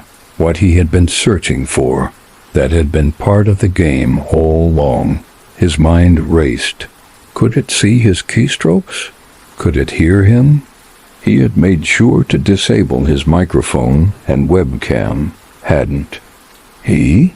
His heart pounded as he checked his laptop's settings again. No unauthorized devices. His webcam was disconnected. His microphone turned off. But the thought gnawed at him. Could they still see him? A new line appeared on the screen. You've seen Nathan Kerr. Do you want to see more? Before Darren could react, a new video file loaded. It wasn't a stream this time. It was an MP4 dot without thinking. Darren clicked on it. The video was grainy at first, filled with static, but it soon cleared. The frame opened to a view of a room, a dimly lit space, small, claustrophobic. The camera panned around, showing walls that were bare except for a few scattered pieces of old furniture. In the center of the room sat another figure, chained to a chair. A man this time. Darren's stomach dropped. The man looked younger than Nathan Kerr. His face was bruised, blood staining his shirt, eyes darting around the room. The camera zoomed in on him, and Darren's breath hitched in his throat. The man's face was familiar. He recognized him from a missing persons report he'd glanced over just days ago. A software engineer who had vanished from his apartment building. His name was Paul Harlow. Not again, Darren whispered under his breath. Video was distorted, jerking back and forth as though someone was struggling to hold the camera steady. The man, Paul, was mouthing something, his words faint but desperate. The sound was almost drowned out by the static, but Darren could just make it out. Please, help me, the man whispered, his voice cracked and weak. Please, I can't breathe. Suddenly the feed cut to black. Darren's heart stopped. He stared at the black screen, waiting for the video to return, but it didn't. Instead, the message returned, "You've seen Paul. You've seen Nathan. Now you'll be next." Darren's breath caught in his throat. His hand trembled as he pulled the laptop away from his face. His fingers hovered over the keyboard, but nothing felt real anymore. His stomach churned with nausea, and he felt as though he might collapse. His pulse raced. He wanted to turn off the laptop. He wanted to shut everything down and disconnect from this nightmare. But there was something in him, a dark, insidious curiosity that refused to let go. It was pulling him deeper. A notification popped up on the screen. His heart skipped. "Are you afraid, Darren?" He quickly slammed the lid shut. His entire body shook. His hands were slick with sweat, his heart pounding. The room was suffocating, the silence too much to bear. He needed air. Darren bolted from his chair, pacing back and forth, his thoughts running wild. Who was doing this? Why were they targeting him? What did they want? And who were the people in those videos? There were no answers. Only more questions. Minutes passed. Then an hour. The rain outside was still pouring, heavy and relentless. Darren stood in front of the window, staring out at the street below. There was no one out there, nothing but empty streets. And yet he couldn't shake the feeling that someone was watching. Then his phone buzzed. He froze. It was a text message from an unknown number. "We know where you live." The blood drained from Darren's face. His hands went cold. He felt paralyzed, rooted to the spot. It wasn't just a warning anymore. It wasn't just an online threat. Whoever was behind this, they were here. They were real. He scrambled to check his phone, his hands shaking as he typed a quick reply. "Who is this?" The reply came seconds later. "We've been watching. Now you've seen. We will show you more. All of it. It's your turn now." Darren slammed his phone down, a cold sweat breaking out across his forehead. He tried to calm himself, tried to think logically, but his mind was spiraling. He wasn't paranoid. He wasn't imagining things. Whoever was behind this had access to him. His home, his life, his phone buzzed again. He stared at the screen. The message was simple. "We're outside." Darren's heart slammed into his chest. Panic surged through him, his instincts screaming that he needed to leave, to run, to get out before it was too late. He grabbed his jacket and rushed to the door, but as he stepped out into the hallway, the apartment building was eerily quiet. Too quiet. Everything felt off. The door to the stairwell creaked open. A figure stepped into view, and just before he could react, Darren felt a hand grab his shoulder from behind. It was happening. Part 3, Story 2. The hand on Darren's shoulder was ice cold, a jolt of shock coursing through his spine. He didn't turn around. He couldn't. Every instinct in his body told him to run, to escape whatever nightmare had found him. His heart thudded painfully in his chest, and his mind screamed at him to act, but his legs were frozen, unwilling to move. He could feel the presence of whoever was behind him, standing too close, but there was no way to see their face, no way to understand their intentions. Then came a voice, low, calm, and almost pleasant. Darren. His breath caught. The voice wasn't familiar, but it was strangely intimate, as though they knew him, knew everything about him. The way they said his name made the hair on the back of his neck stand on end. "You've been following the thread," the voice continued, a faint amusement creeping into the tone. "You were always going to get to this point, weren't you? Just like the others." Darren's mind raced. The others. He thought back to the video feed, to the desperate faces of Nathan, Kerr, and Paul Harlow. People just like him. Were they here? Was this the person who had been watching him, the person who had taken those videos? Had they been standing in his apartment the whole time, hidden in the shadows, waiting for him to make a mistake? "Who are you?" Darren croaked, his voice barely above a whisper. He was trembling, his knees buckling beneath him. He had to know. He had to understand. This couldn't just be some random person stalking him from the depths of the dark web. There had to be more to it. You'll find out soon enough, the voice replied, though it sounded almost amused by Darren's fear. It was like they had been expecting him, anticipating every move. You've become part of the game now, Darren. You're not just watching anymore. You're in it. You're being tested like the rest of them. Darren felt a cold shiver run down his spine. He opened his mouth to say something, but before the words could form, the pressure on his shoulder increased. He was being turned around. The figure behind him stepped forward into the dim light of the hallway. Darren's breath hitched. The person was dressed in black. A mask obscured their face, but there was a strange, chilling sense of familiarity in their stance.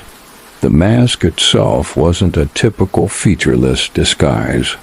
It was made from something smooth, almost liquid, that glinted in the light, but it was impossible to see the eyes or mouth underneath.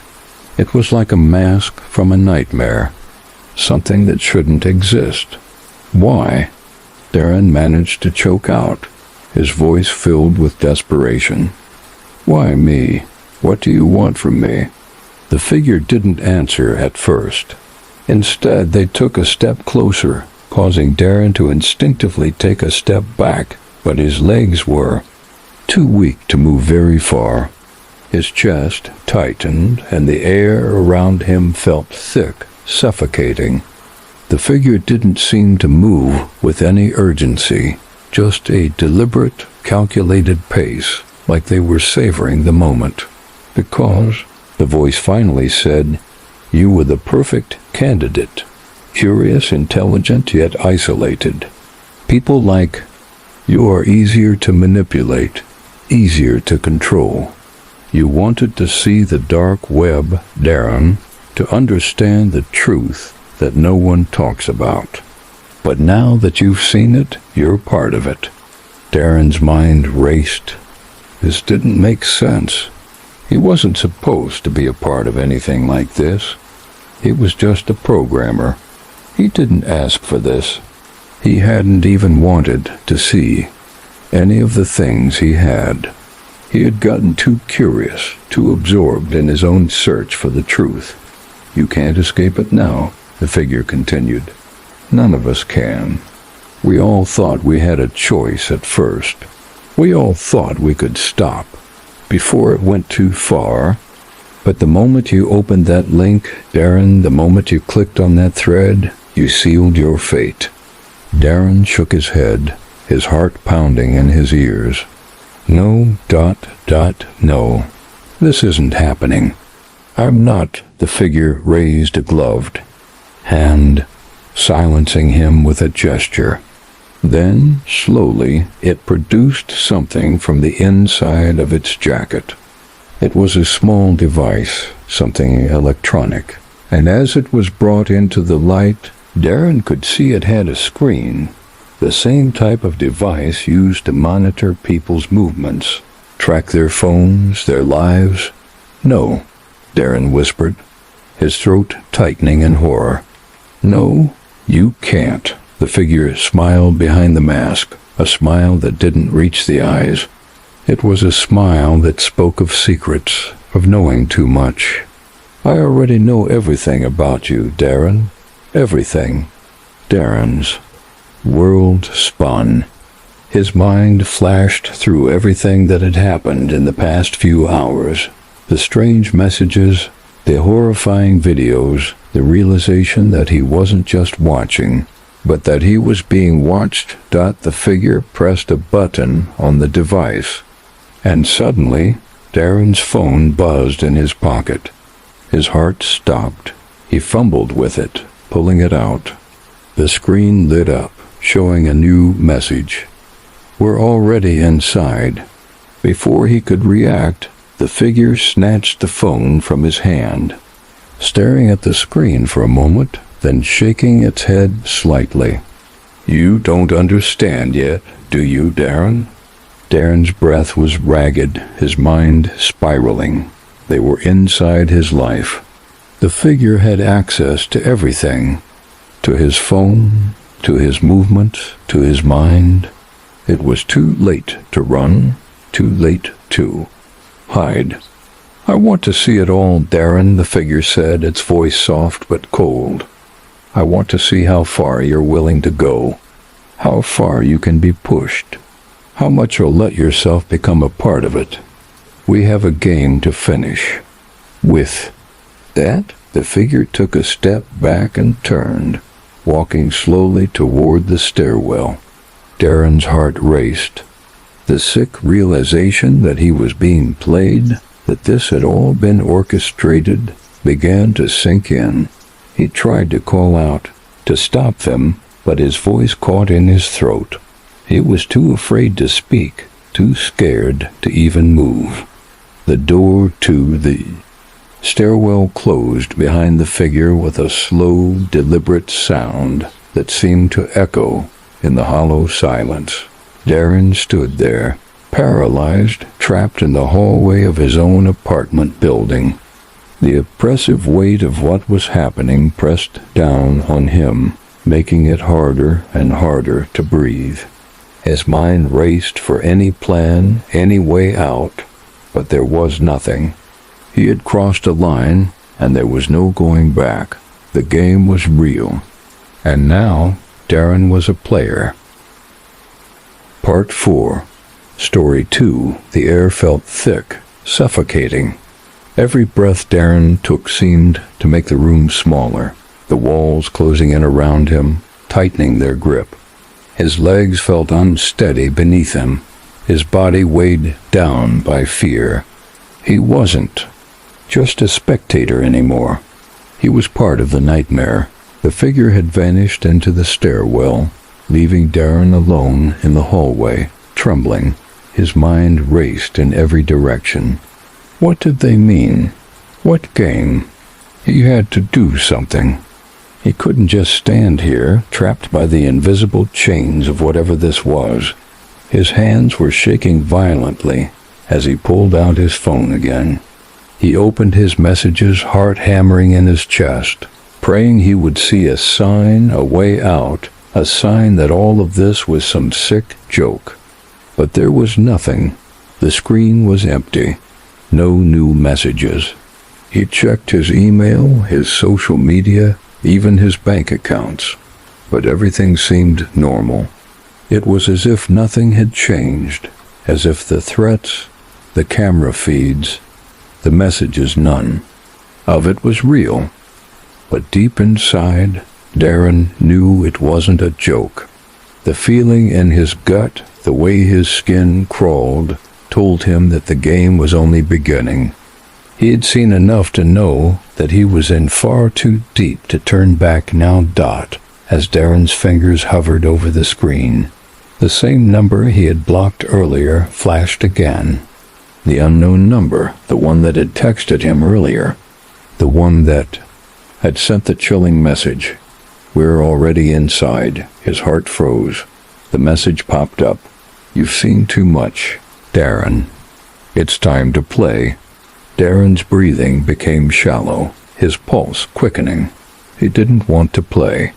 He didn't want any part of this twisted game. He wasn't ready. He couldn't be ready. He just wanted to leave, to forget all of it. He felt trapped in an unending loop, the same fear tightening its grip on him, dragging him deeper into something he didn't understand. The message continued. "You're being watched. 24/7. We know everything about you, Darren. Every move, every click, every thought. You will be tested." He dropped the phone in panic, his hands trembling.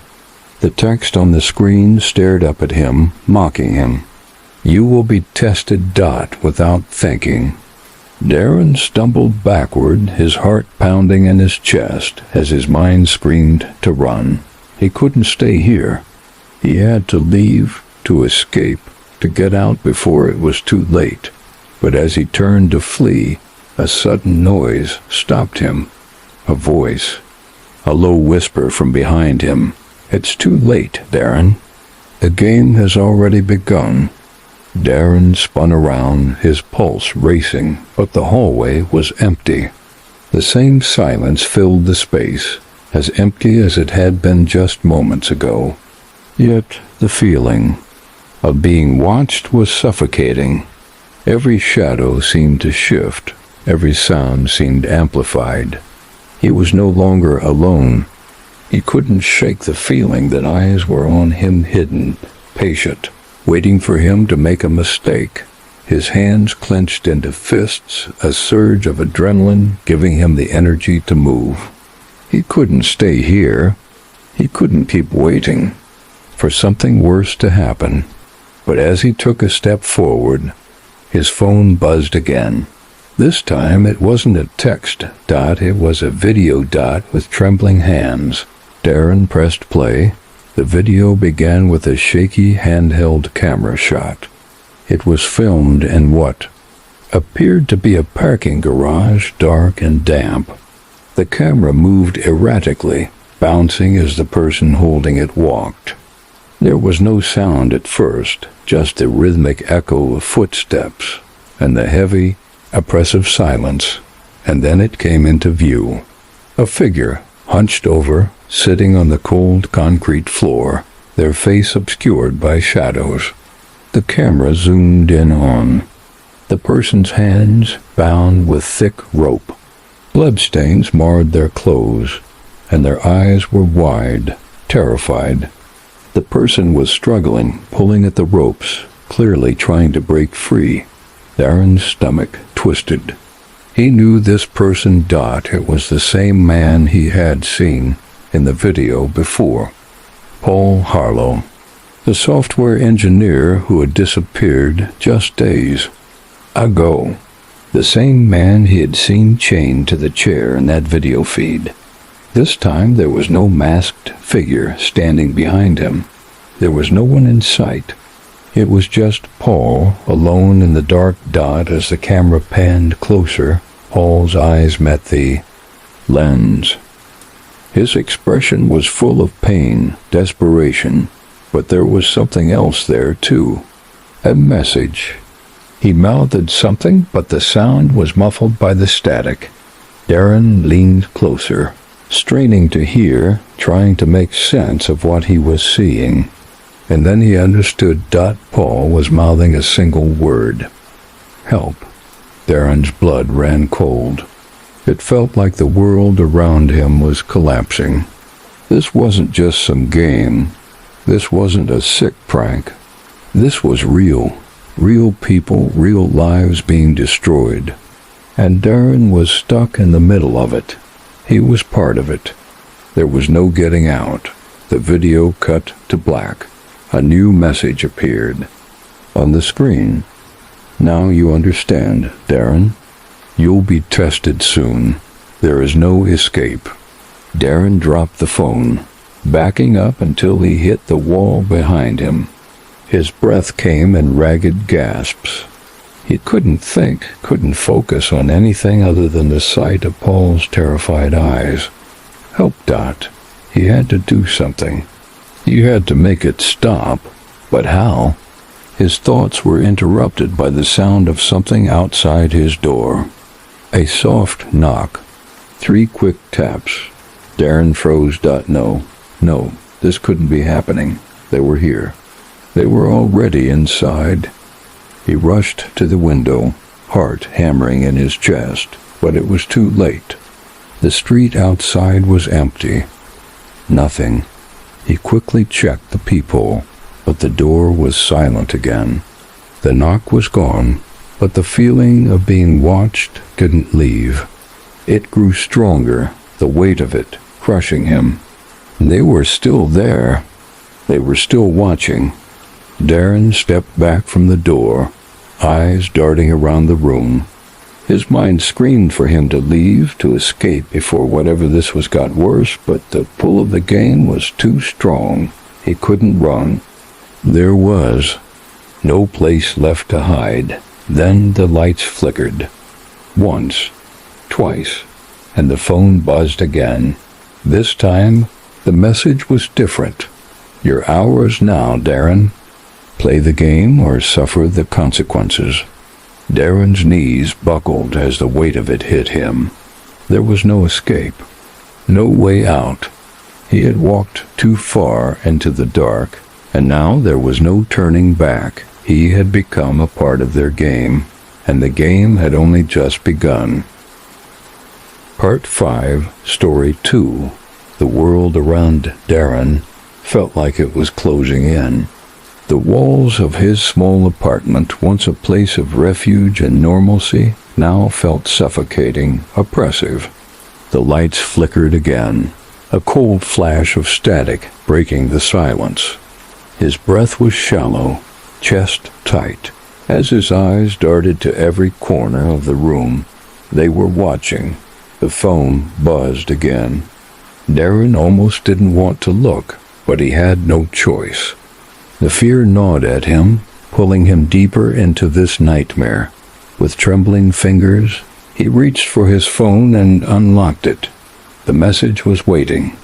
We know you're scared, Darren, but the worst part is coming. He felt his stomach drop.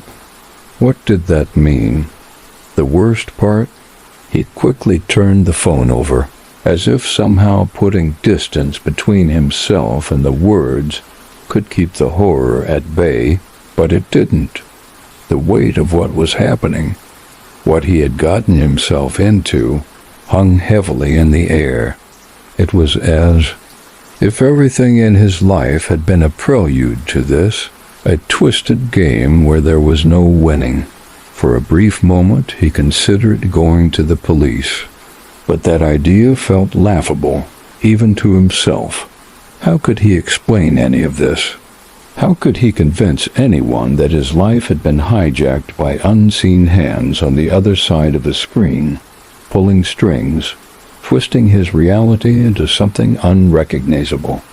No, they had him, and they knew exactly how to keep him trapped. Low sound cut through the silence. A faint click. The sound of the door to his apartment unlocking.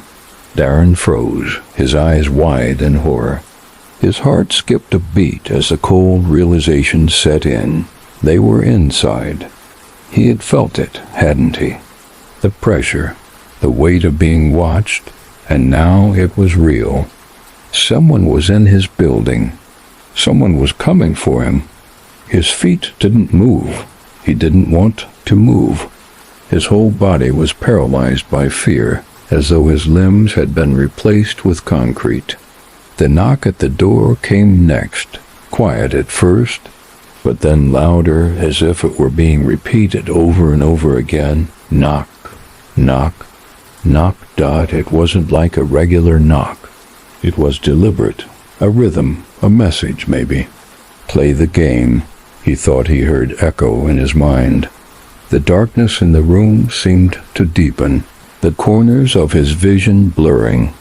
The shadows became thicker, darker, and in the silence every breath felt like a scream trapped in his chest.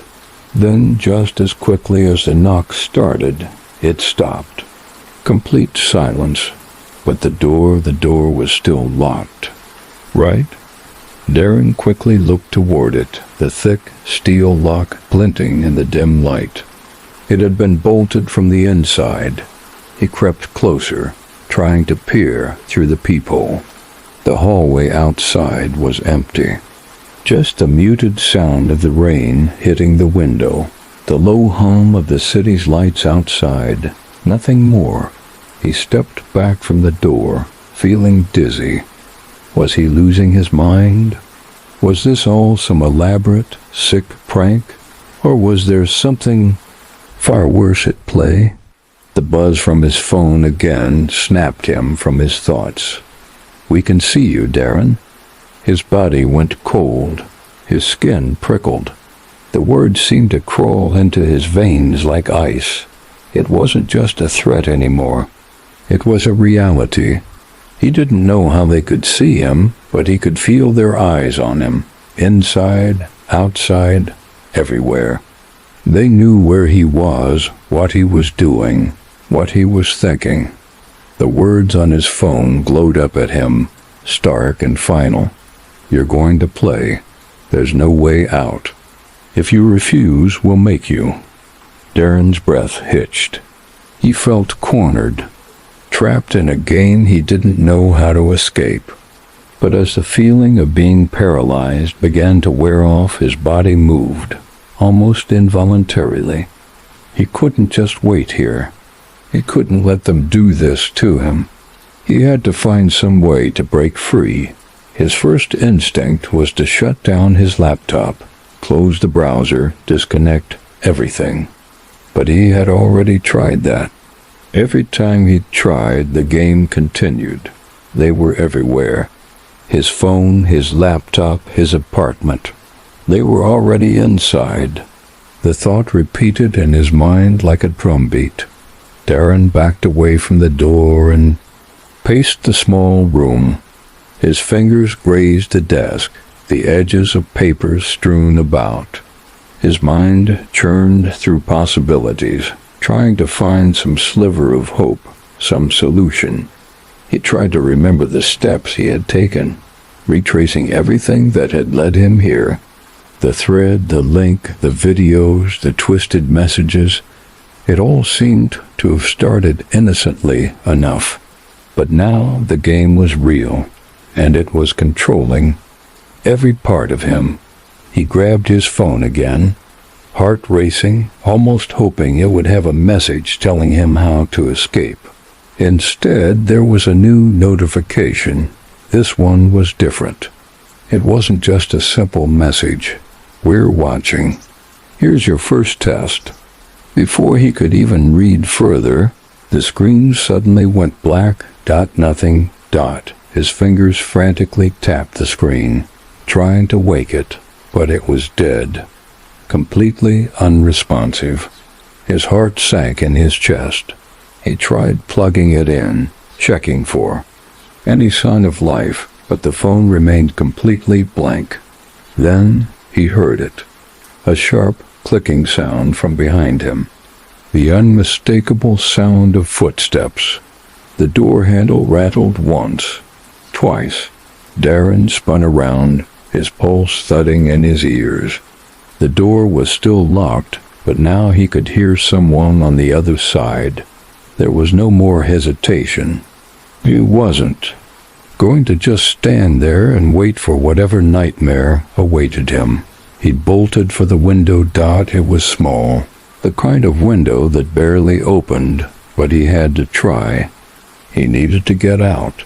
Now, the window creaked loudly as he pushed against it, the metal frame groaning in protest, but he couldn't stop.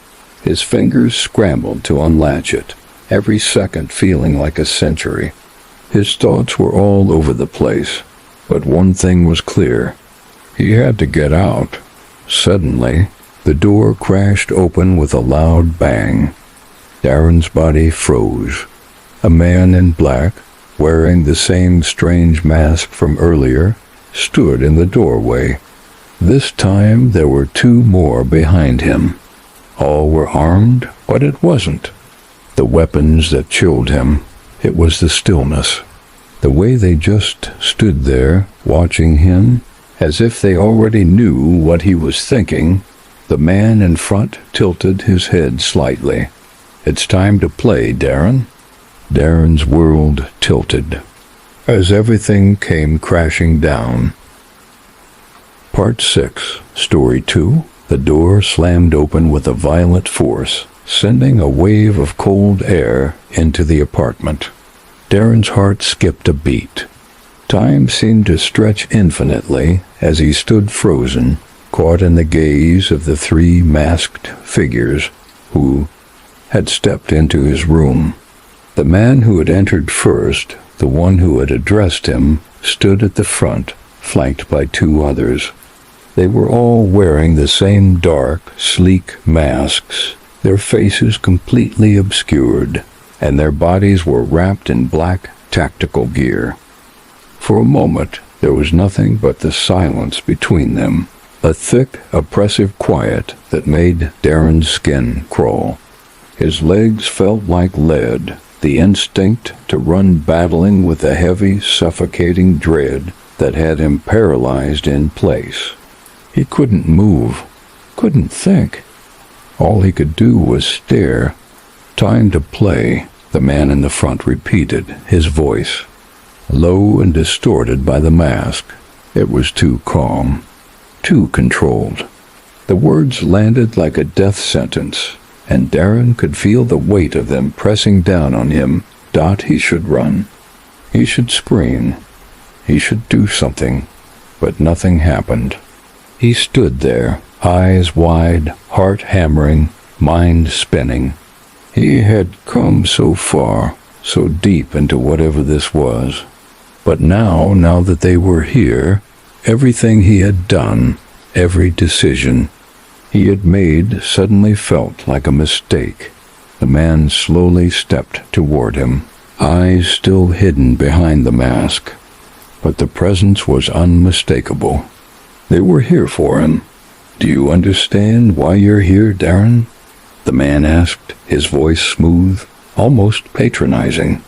He was taking his time, letting the question hang in the air. The others didn't move. They didn't speak. Darren swallowed hard. His throat was dry, his mouth cottony. He didn't know what to say. His thoughts were still scrambled, too chaotic to form coherent responses. He wanted to scream, to beg them to stop. But that instinct, the one that made him freeze, gripped him again. His mouth opened, but no words came out. The man in front of him seemed to enjoy the silence. It was deliberate, like a game he was savoring. "Let me explain," the man continued. "We've been watching you for a while now, Darren. We've been observing how you interact with the world, how you process information, your curiosity, your obsession. We know you've been on the edge of the dark web, always pushing further, always wanting more.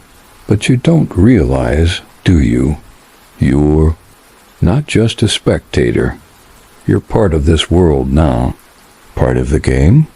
Darren felt his breath catch in his throat. Part of the game? That was the third time he had heard that phrase, and each time it felt more real, more suffocating. This wasn't a mistake. It wasn't just some random intrusion. It had been planned. He had been marked from the start.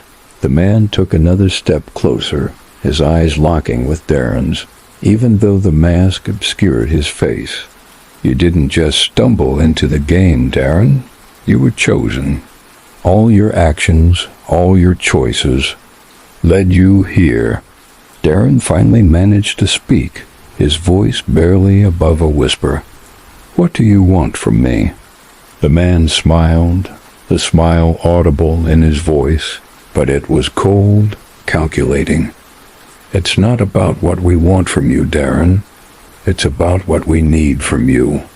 The two masked figures behind him stepped forward in perfect synchronization, their movements almost mechanical, like puppets on strings. They were holding something, a thick, black envelope that was sealed tightly with what appeared to be wax. The man in front took it from them and handed it to Darren. "Open it," the man ordered, his voice commanding. Darren's hand shook as he took the envelope. The texture of it felt heavy, solid, and the seal on it seemed to mock him, daring him to break it. A part of him knew what was coming, but his body wouldn't respond. He was paralyzed, as if everything in him had shut down except for the compulsion to obey. Without thinking, Darren broke the seal and opened the envelope.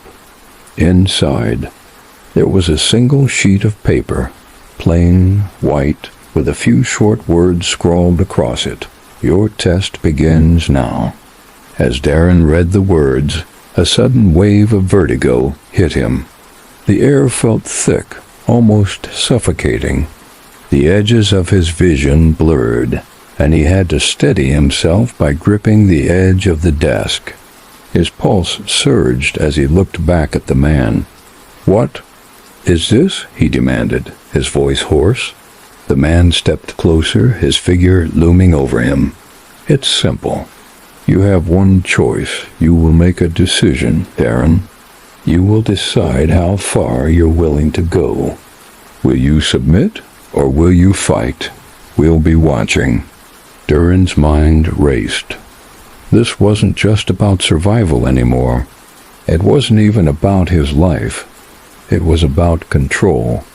They had taken everything from him. His privacy, his sense of safety, his future. Now they wanted him to choose, to play. They had taken his free will and turned it into a game. And the worst part was he wasn't sure he had any more fight left in him. The man stepped back, gesturing to the other two figures. "Prepare the room," the man instructed.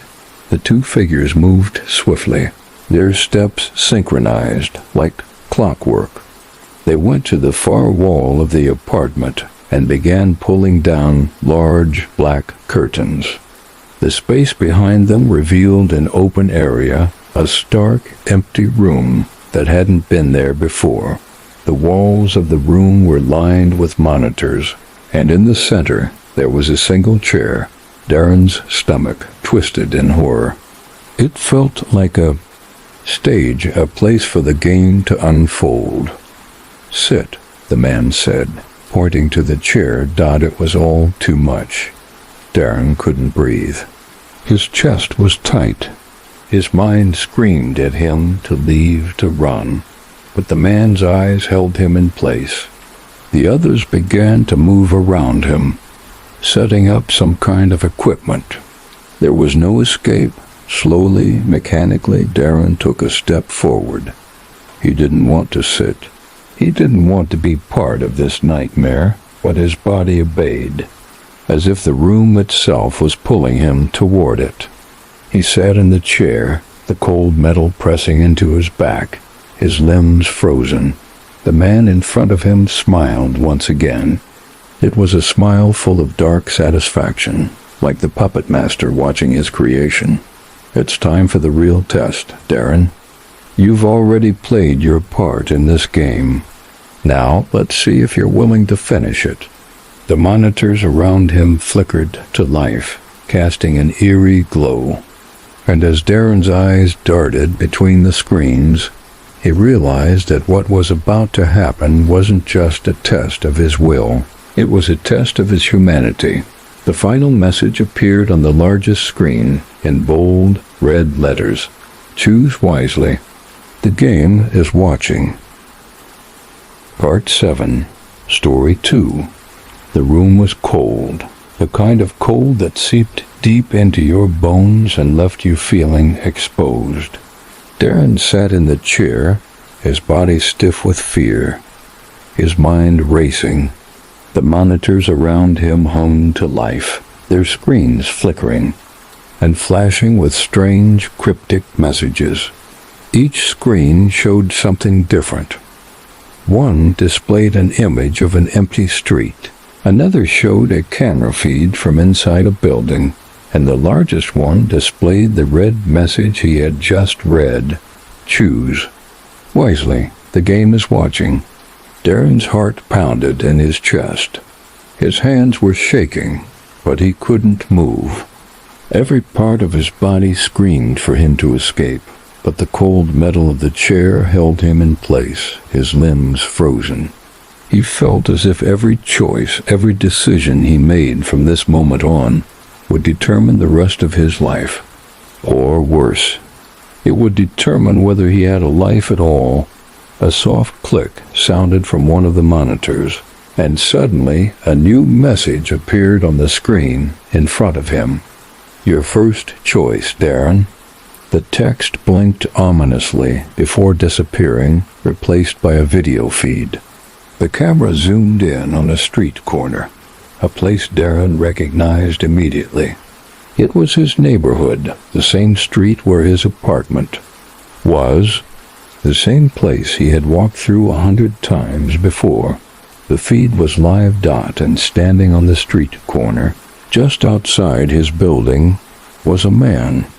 A figure dressed in dark clothing, their face obscured by a hood.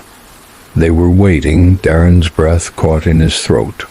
The man looked familiar, but he couldn't quite place where he had seen him before. He squinted at the screen, trying to make out more details. Then, as if sensing Darren's gaze, the figure looked directly into the camera. For a moment, Darren thought the figure was staring at him, not just through the screen, but directly at him. A chill ran through his spine. Then the message appeared again. "This is your test, Darren. The man outside is someone you know. He is connected to you. If you want to win the game, you must make a choice." Darren's pulse quickened. He had no idea who the man outside was. He had never seen him before in his life. Was this some kind of trick? A test of his instincts? It was impossible to know. The fear was overwhelming. The man in the video stepped forward and glanced at something in his hands. The image sharpened, revealing what it was: a knife. The figure's grip on the handle was firm, purposeful. Darren's heart pounded in his chest as the man turned and began walking toward his apartment. "Wait," Darren whispered, his voice barely audible. No. His eyes darted to the other monitors. The street feed was still live, but now the man was heading toward the front door of the building. Darren could feel his heart racing as the implications of what he was seeing settled in. What was happening? Why was this man coming for him? Was he about to be attacked? Or was this part of the game? The entire situation felt like it was spiraling out of control. But he knew there was one thing he had to do. He had to make a decision. "Choose wisely, Darren," the voice of the man who had spoken earlier echoed in his mind. "If you don't, the consequences will be dire." His mind raced, trying to make sense of it all. This wasn't a random encounter. It couldn't be. There had to be a connection. A part of him feared the truth. What if the man outside was someone from his past, someone he had once known? But who? He couldn't remember. His mind was clouded, memories slipping through his fingers like sand. Suddenly, a new message appeared on the screen. "You have two choices. The first, go to the man outside. Protect yourself. Do what you must to survive." Darren's chest tightened as he stared at the words. The choice seemed simple enough. Protect himself. Fight back. But something about it didn't sit right. He was being pushed toward violence, toward making a decision he wasn't sure he could live with. What would that mean for him, for his soul? The second choice appeared moments later. The second? Do nothing. Stay in the chair. Accept the game and face the consequences of your inaction. The words felt like a slap. Darren's mind reeled. What kind of game was this? Was this how it worked? Was his survival, his future, hinged on making a decision between two choices? Both of them felt wrong. He closed his eyes, trying to center himself, but the pounding of his heart was deafening. What was the right choice? He couldn't see the path ahead. He couldn't even understand what he was really being asked to do. Was there even a right answer? Darren glanced back at the street feed. The man was getting closer to the building, moving faster now. He didn't know if he could make it to the door in time. Could he confront the man? Could he stop him before something terrible happened? Or was doing nothing the answer? Would that be a choice Or would that simply mean he was too weak to fight? Time seemed to stretch on endlessly, the room closing in around him. His mind screamed for an answer, but everything felt like a blur. Suddenly, the man outside stopped. He looked directly at the camera again, his face still hidden beneath the hood. But his eyes, those eyes, they weren't just staring into the lens, they were staring at Darren. And Darren knew in that instant that whatever he chose, he was already part of something far darker than he could have imagined. The figure turned away from the camera and approached the building's front door. The choice is yours, Darren. Choose now. Darren's body was trembling. His heart thudded painfully in his chest. He wasn't ready. He wasn't prepared for this. But somehow he knew what he had to do. He took a deep breath and then... Part 8. Story 2. Darren's chest tightened as he watched the figure move closer to the entrance of his building. His entire body trembled, a cold sweat coating his skin. Time seemed to slow down as the two choices burned into his mind. Go to the man outside.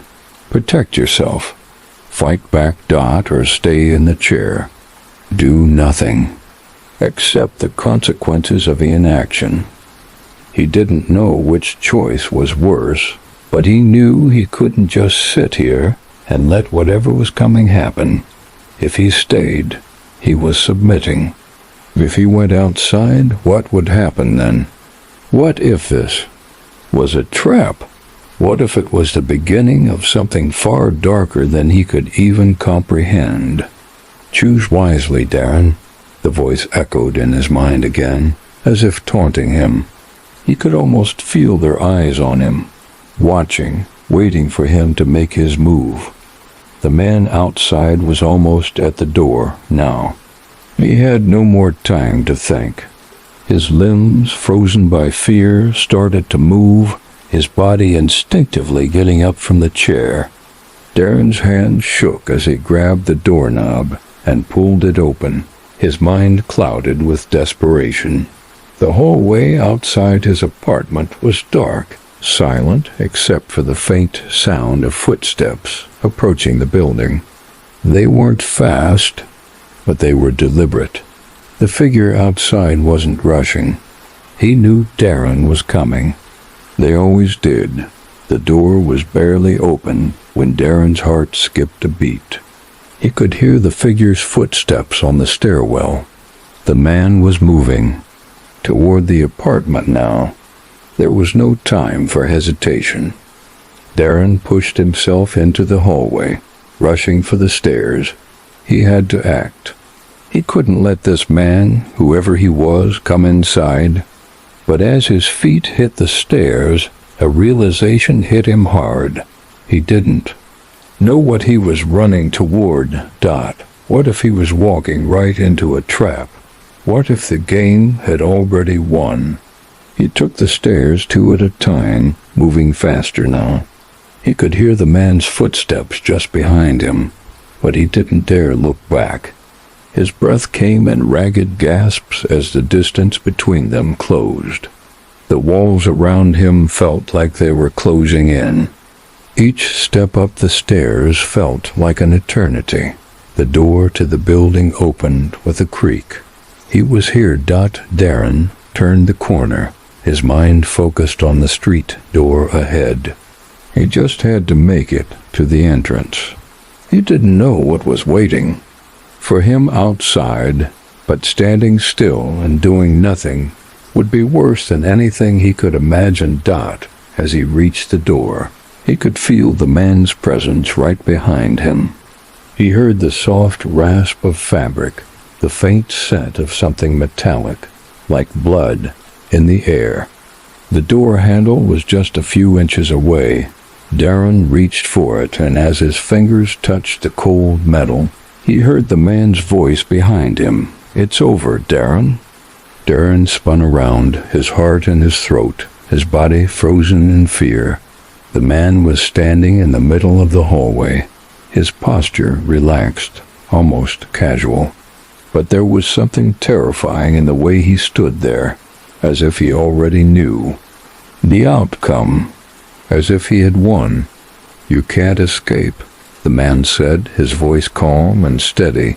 The mask still obscured his face, but Darren could feel the weight of his gaze, like it was pressing down on him, suffocating him. Darren stepped back, his eyes darting around for an escape. But there was nothing. No windows. No other doors. The hallway stretched out behind him, endless and empty. "You made your choice," the man continued, his tone almost pitying. "You could have stayed in the chair. You could have done nothing. But you chose to act. You chose to fight." Darren's mind spun. What did he mean? He had tried to survive, hadn't he? He wasn't playing by their rules anymore. But the way the man spoke, the certainty in his voice made Darren's stomach drop. It was like the game was already over, and he had lost before it even began. "You think you have control," the man said. "But you don't. None of us ever did." Darren opened his mouth to speak, but nothing came out. His body shook with exhaustion, with fear. He wanted to scream, to beg for answers, but the words wouldn't form. The man's words echoed in his mind. "You think you have control. What if it was true? What if there had never been any way to win? What if the moment he opened that link, the moment he clicked on that thread, he had already lost?" The man stepped forward, closing the distance between them. Darren took a step back, his eyes wide, but he couldn't run anymore. The hallway seemed to stretch endlessly behind him, the walls closing in. "You'll learn," the man said, his voice cold and final. "You'll understand soon enough. The game was never meant for you to win. It was meant to break you." Darren's breath was ragged. His mind reeled, trying to make sense of the game, trying to understand why everything he did only seemed to make things worse. But the more he tried, the more it felt like he was spiraling into madness. The man stopped right in front of him, and for the first time, Darren could almost feel the weight of his eyes behind the mask. There was no mercy in them, no humanity, just an empty, calculating stare. "And now you're mine," the man said, his voice almost a whisper. "Now you'll play like the rest of us." Darren's heart thudded painfully in his chest as the realization set in. This wasn't just a game, it was a cycle, an endless loop, a trap. And Darren had just become the next player. The man didn't move as Darren stood there, paralyzed with fear. And with one final cruel motion, the man reached out and placed something heavy in Darren's hand. A device, a button. Darren's mind screamed. The fear, the uncertainty, the hopelessness. He had no choice but to face it. Whatever came next, there was no turning back. The man stepped back, nodding toward the device in Darren's hand. "It's time to play, Darren." Part 9. Story 2. Darren's hands trembled as the device pressed into his palm, cold metal against skin. The button was large, black, and unmarked, its surface smooth, flawless. For a moment all he could do was stare at it, the weight of the decision sitting heavy in his chest. The fear, the sheer, paralyzing terror, swirled inside him like a storm, clawing at his sanity. What did it mean? The man in front of him didn't speak. He stood still, observing Darren with an eerie calmness. There was no emotion in his stance, no hint of urgency. It was as if Darren's fate had already been sealed. The game had already been decided. But Darren wasn't ready. He couldn't be. This wasn't a game anymore. This was real. This was life and death. And yet, here he was, being forced to play. His breath came in sharp, shallow gasps. He looked at the device again. The button? Could he press it? What would happen if he did? What would happen if he didn't? The uncertainty gnawed at him. The man's voice cut through the silence like a blade. You've come this far, Darren. You chose to come this far. Don't you want to know what happens next? Don't you want to know what's waiting for you? Darren's pulse quickened. The man was right. He had chosen this path.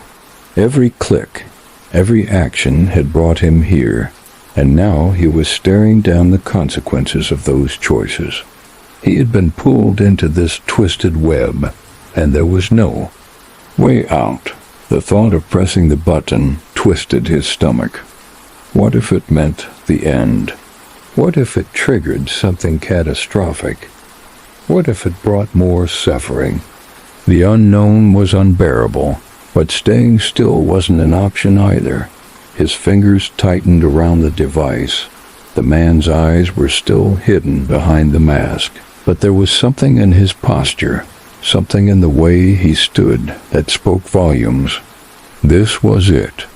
This was the moment. Darren had no way of knowing what would happen if he pressed the button, but at this point he wasn't sure he had any choice.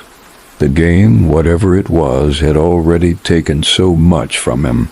His privacy, his safety, his sense of control. He was no longer in charge of his own fate. He looked down at the device in his hand, then back up at the masked figure. You said there were consequences. Darren finally managed to speak, his voice hoarse and trembling. What are they? What happens if I don't press it? The man gave a slow, deliberate smile. It wasn't comforting. It was the kind of smile that made you realize just how little you truly understood about the situation. Everything has consequences. Darren, your hesitation? It's a consequence. Your fear? That's a consequence. But you'll understand soon enough. You'll learn that the choices you make are never as simple as you think. Darren's breath hitched as the weight of those words sank in. The choices. It was all coming together. He wasn't just a pawn in their game. He had been playing all along. Everything he had done, clicking on that first link, opening the door to this nightmare, had led him here. He had been making choices without even realizing it, and now the decision was his. He could feel the weight of the device in his hand, almost as though it were pulling him into the game. Press it, a voice inside his head whispered. Press the button. See what happens. Do it. But even as the urge to comply rose within him, another part of him screamed to stop. There was no going back. Once he pressed that button, there would be no more questions. No more time for doubt. Darren's chest tightened with panic. His fingers hovered over the button, trembling. It felt like a lifetime before he finally closed his eyes and pressed it. The sound was loud in the silence. A soft click. For a moment, nothing happened. The room was still, the man in front of him unmoving. Darren's heart thudded in his ears. His breath ragged as he waited, but nothing. He dared to look up, dive, and then everything changed. The room around him shifted. The lights flickered, the monitors on the walls going dark for a split second. Darren felt a sudden rush of dizziness, like the world was spinning around him. The walls began to melt, the edges blurring, stretching. He gasped as he tried to ground himself in the reality he knew, but it slipped through his fingers like water. The figure in front of him stepped back, its stance no longer calm. Now it seemed almost predatory, waiting, and then the screens came to life again. But this time they weren't showing street views or static images of random people. They were showing Darren. He saw himself through the lens of a camera he hadn't noticed before, sitting in the chair, staring at the screen. It was as if he were looking at a reflection of himself. But it wasn't just a reflection. The image on the screen was distorted. The Darren sitting in front of the screen wasn't real. He was just a puppet, his every move manipulated by something greater, something otherworldly. "This is your test, Darren," the voice echoed. It was the same voice, the same distorted sound, but now it carried a weight. The tone was different. There was something final in it, like the end of a journey that had only just begun. "You wanted to play. Now you will." The room shifted again, and the screen started flashing faster. It was no longer just Darren's reflection. The images flickered between real-time footage of his life, every action he had taken since clicking.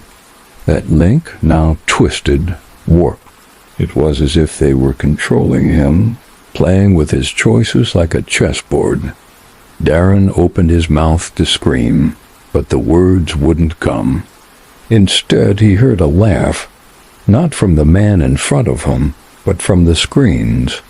It was the laugh of something dark, something evil, something that had been pulling the strings all along.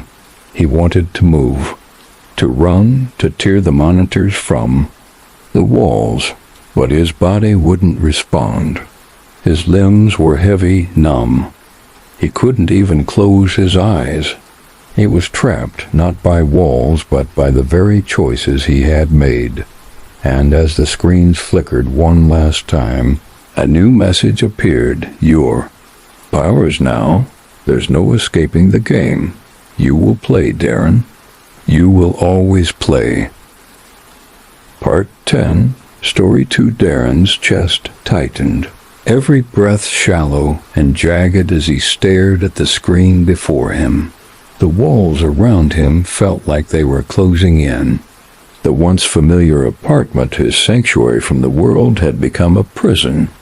The monitors flickered with an eerie glow, showing twisted reflections of his life, images that felt out of place, distorted versions of his actions, of his decisions. It wasn't just a game anymore. It was a reality he could no longer escape.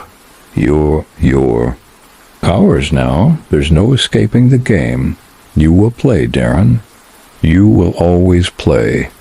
The words echoed in his mind, the finality of them settling in like a heavy weight, pressing down on him. He had thought he could outrun it, thought he could stop it. But there was no running, there was no stopping it. The game was his life now, and he had no choice but to play. As the last message vanished from the screen, Darren felt a surge of panic. His body was still, but his mind was racing. What had he done? The choice he had made, the decision to press the button, had been a point of no return. He had thought it would unlock something, give him some kind of answer. Instead, it had bound him tighter to this nightmare. The cameras, the monitors, the faceless figures watching him from the other side. He was just another piece on their board. Another player in their sick game. He tried to move again, tried to stand up, but his body refused. It felt like he was trapped inside his own skin, unable to move, unable to breathe. The fear clawed at his chest, making it harder to focus, harder. To think that the figure in front of him, the one who had been orchestrating this all along, took a step forward, its masked face still unreadable. "Don't fight it, Darren," the voice said, this time softer, almost comforting. "You made your choice, and now you will see it through."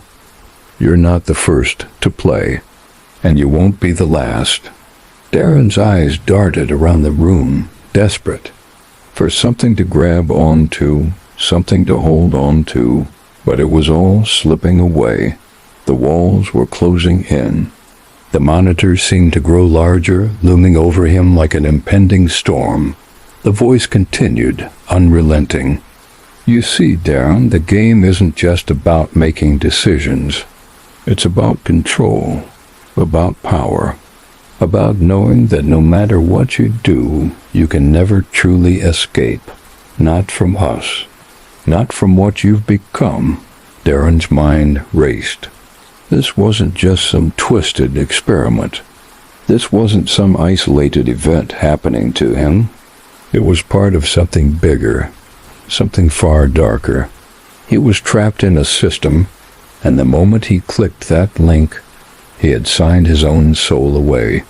His life had been reduced to a series of choices, each one feeding into the game. The man in front of him stepped closer, his presence suffocating, and placed a hand on Darren's shoulder. The touch was cold, too cold. "It's over, Darren," the man said, his voice low and final. "You wanted to see the truth, and now you know it. You wanted to play, and now you will play until the end." Darren's chest tightened as he fought to stay conscious. He was sinking, spiraling deeper into something he couldn't understand. His body was heavy, weighed down by the horror of his realization. He had become nothing more than a pawn in their game. He wasn't just being watched, he was part of the game, an active participant. His every move, every thought had been anticipated, manipulated. The man's grip on his shoulder tightened. "And now you'll play, until you break, until you give in, until you understand what you've become." Darren's vision blurred, his mind racing to understand. What was he supposed to do? How could he fight against something this monstrous? Something that had already destroyed his will, his freedom, his sanity. But just as the darkness threatened to consume him, a thought cut through the fog. There was one thing he could still do. One thing he still had. He could refuse. Darren's fingers twitched. Slowly, painfully, he raised one hand, and with the last ounce of strength he had left, he pushed the man's hand off his shoulder. The room seemed to hold its breath. "I refuse," Darren whispered, his voice weak but firm. "I refuse to play." For a moment there was silence. The figure stood there, unmoving, the mask obscuring whatever emotion it was feeling. The monitors flickered once more, their eerie glow bathing Darren's face. But this time it was different. He felt a spark of defiance, a sense of something he hadn't felt in a long time. Control. Even if it was just for a moment, even if it didn't matter, he had made a choice. He had taken back his agency, if only for a fleeting second. The figure cocked its head, as if considering Darren's words. For the first time, there was a hint of something in the man's posture. Uncertainty. "You think you have control, Darren?" the figure finally said. The voice was no longer smooth, no longer comforting. There was something colder in it now, more menacing. "You think you can just refuse the game? But you've already played. You're already a part of it. You can't escape that." Darren swallowed hard, his throat dry, his body still trembling. The figure was right. He had already played, already crossed a line he couldn't uncross. But in that moment, with the weight of the figure's words pressing down on him, Darren realized something else, that it wasn't just about control, that it was about choice. Even in the face of everything, the monitors, the eyes, the manipulation, Darren still had one thing left. the ability to decide how far he would go. The game didn't own him yet. He still had something to fight for, even if it was just a sliver of his will. The man stepped back, his eyes narrowing behind the mask. "You can keep pretending you have a choice, Darren," the figure said, his voice colder now. "But there's no escape. There's nothing left for you but the game. And once you start playing, ... you never stop." Darren knew the truth in those words. The game wasn't over. It would never be over. But as long as he still had breath in his lungs, he would fight. With whatever was left of him, he would fight. This is the end of Darren's story in Story 2, with him standing defiant against a game that has already claimed so many before him. Would he continue to fight, or would he eventually break? That's something left to the imagination, but the implication remains. The game is eternal. Part 1, Story 3. It started with a message. Claire had always been careful. She had spent years building her online presence, cultivating an identity that was clean, controlled, and disconnected from the messiness of real life. Her job as a graphic designer demanded a certain level of professionalism, and her personal life was hers to keep hidden behind a veil of privacy. She rarely used social media. Her Facebook was locked down tight. Her Instagram only contained curated pictures of her work and her dog, and her Twitter was a barren wasteland. But like any digital native, she still frequented online forums. She enjoyed browsing Reddit and occasional dives into the deeper, darker corners of the internet, where the anonymity offered a sense of adventure. She didn't engage much, just read and observed. She was good at that. Her screen was her world, and she had created the perfect buffer between herself and the chaos of the real world. But one night, something unexpected happened. Claire was browsing a thread on a relatively unknown forum dedicated to privacy and online security when she stumbled across an oddly worded post. It had no description, no context, just a cryptic link. "You've been waiting, Claire. It's time to see what you really want." The message was signed with a series of numbers and letters that didn't resemble any username she'd seen before. It was strange, unsettling, but Claire's curiosity flared. She had seen threads like this before, hacked posts, strange, invites and links that led to all sorts of oddities. But this one felt different. It felt almost ... personal ... There was a part of Claire that wanted to ignore it, to close the window and pretend it was just some random spam. But the message gnawed at her. She couldn't shake the feeling that this wasn't a coincidence. For a moment, Claire hesitated. She was smart. She knew the dangers of clicking on unfamiliar links, especially those that came with cryptic messages. But she had been feeling bored lately, bored of her clean, controlled life. Maybe it was time to see what else was out there. And so, with a mixture of fear and excitement, Claire clicked on the link. It led to a dark web page, the kind of page that loaded with an eerie stillness, like stepping into a room you weren't meant to enter. The screen was pitch black, with nothing but a single line of text in the center. "Welcome, Claire. You've been chosen." Her blood ran cold. She hadn't entered anything yet. No login, no credentials, no confirmation. Just the link, and then this. But that wasn't the worst part.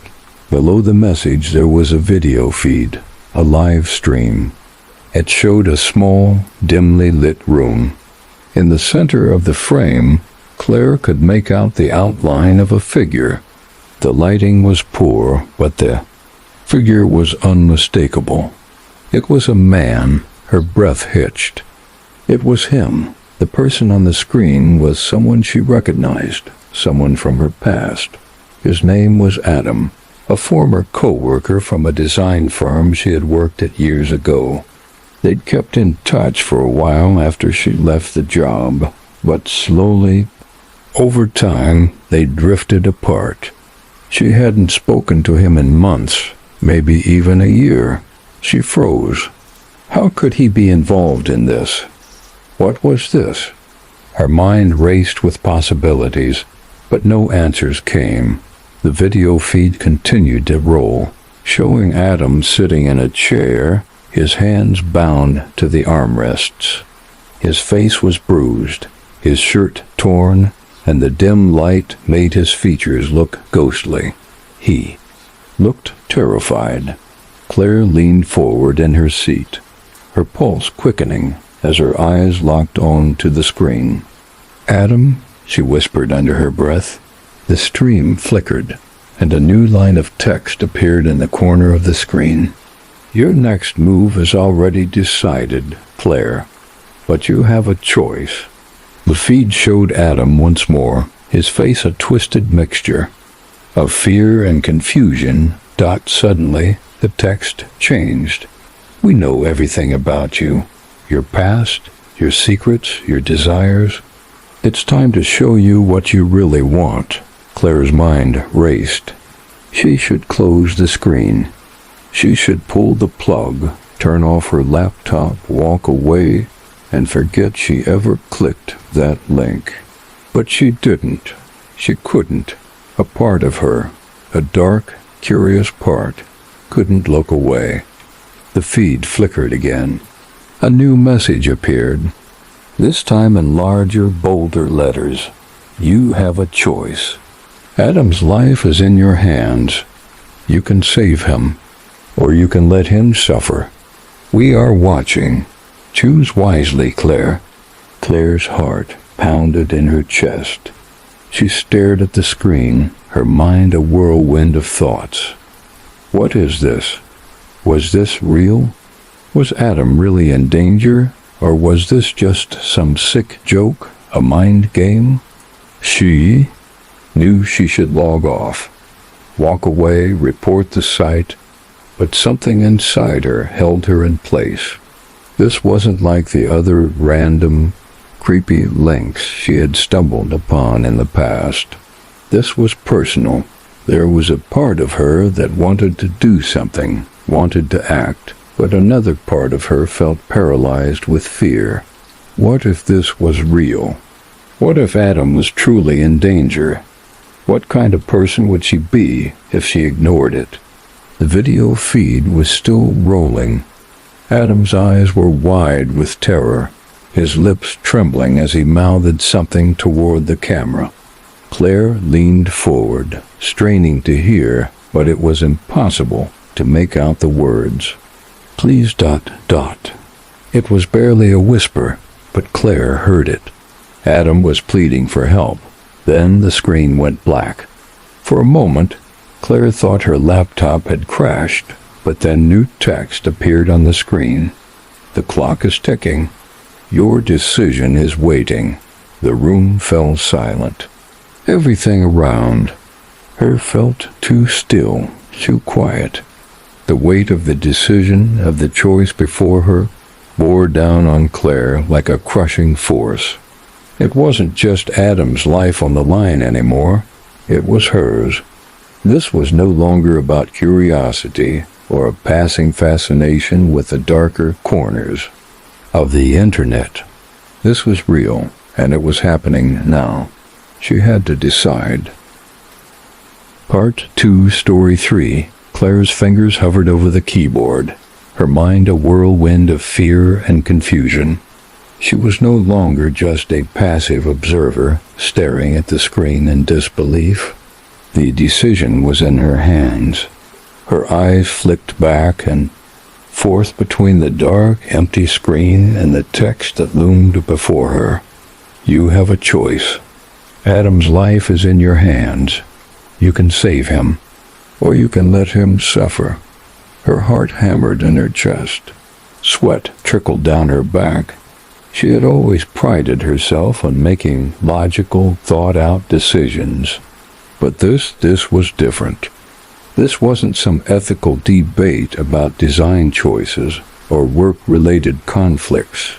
This was a life, a real human life, hanging in the balance. But was it real? Was Adam really in danger? Could this whole thing be a well-executed hoax, just a sick, twisted joke designed to pull her into something dark? The thought gnawed at her, but deep down a voice kept telling her that this was different. The message was too specific. The video had been too real. The figure in the video, Adam's face, the terror in his eyes, all of it made her believe this wasn't a game. The details made it feel tangible, more than just an online threat. It felt like it was happening in real time to a real person. But what was the catch? How could she be certain that clicking the wrong choice wouldn't lead her into something darker? Or worse yet, what if this was the test? Not about saving Adam, but about her. What if choosing to act made her just as much a part of whatever sick game they were playing? Claire's eyes drifted back to the screen, her hand still frozen over the keyboard. The seconds ticked by like hours. Her head ached with the pressure of the decision. Finally, she closed her eyes, took a deep breath, and typed, "I choose to save him." The screen blinked for a moment, as if processing her response. Her breath hitched in her throat, and she waited. Seconds passed. Then the screen changed. "Good choice, Claire." Her stomach twisted as the words glowed back at her. It didn't feel like a victory. It didn't feel like anything. Her pulse was loud in her ears, and she felt a rush of dread flood her system. What did she just do? Was it too late to turn back? Then the video feed reappeared. Adam was still in the same position, bound to the chair, eyes wide with fear. But this time he was mouthing something, a word, a plea, over and over again. Claire strained to hear it, her chest tight, her throat dry. "Thank you, ... Her heart stopped, but the gratitude in his eyes wasn't enough to quell the feeling of dread creeping up her spine. There was something off about the way he looked at the camera, the way his hands were shaking against the ropes. His desperation didn't match the situation. Why was he still there? Why wasn't he freed? Why wasn't this over? Just then the screen flickered again. "You've made your choice, Claire. But now the real test begins." Her breath caught in her throat. It wasn't over. It had only just started. Before she could react, the feed cut to black, and then a new message appeared on the screen. "What will you do now, Claire?" Her fingers twitched nervously, but the thought of responding felt pointless. She was already in too deep, but she wasn't ready to just sit there. Whatever came next, she had to find a way out, a way to make it stop. Suddenly, there was a loud noise. The screen flickered again, and the video returned, but this time it wasn't just Adam in the frame. There was someone else in the background, another figure, blurred out at first. The figure stepped closer, and Claire's breath caught. In her throat, it was her. The woman in the video was wearing the same outfit she had on earlier that day, sitting in her own office chair, her face visible now. Her expression was flat, emotionless, almost empty. Claire's hands shot up to her mouth, as if trying to silence the scream that was rising in her throat. It was her. But this wasn't real, right? This couldn't be happening. It was just some sick trick, a photo edit or a hack. She had to be imagining it. She couldn't be seeing herself on a video feed. This had to be a glitch. Yet there she was, on the screen. The same face, the same office chair, the same everything. What's happening? Claire whispered to herself, backing away from the screen. What is this? But before she could process it further, the voice returned. That same chilling, emotionless tone. Do you understand now, Claire? You're more than just a spectator. You're a part of this world, and now you have a role to play. This game? It's about more than life or death. It's about control. It's about knowing that everything you do, every decision you make, will be watched. The voice was cold, almost clinical, like a teacher explaining a lesson, but there was nothing reassuring about it. The feed flickered again. The screen changed. Adam was still there, still bound to the chair, but the scene had shifted. He wasn't in the dark room anymore. He was in Claire's apartment, her stomach twisted, her vision narrowing as she realized what that meant. The same apartment she had been sitting in only moments ago. The same room, the same chair, the same lighting. Double quotes, no ... Claire whispered, barely able to get the words out. Adam's eyes were wide now, his expression frantic as he tugged helplessly at the ropes that bound him to the chair. His mouth opened, but the words were muted, barely audible. Claire's hands shook as she watched, the terror building inside her. What was happening? Why was Adam here? Why in her apartment? Was this real? And then a new message appeared on the screen. You've made your choice. Now the game will show you what happens next. You'll be tested. Just like Adam, the room felt like it was closing in. Claire could feel the walls pressing around her, the weight of it all making it hard to breathe.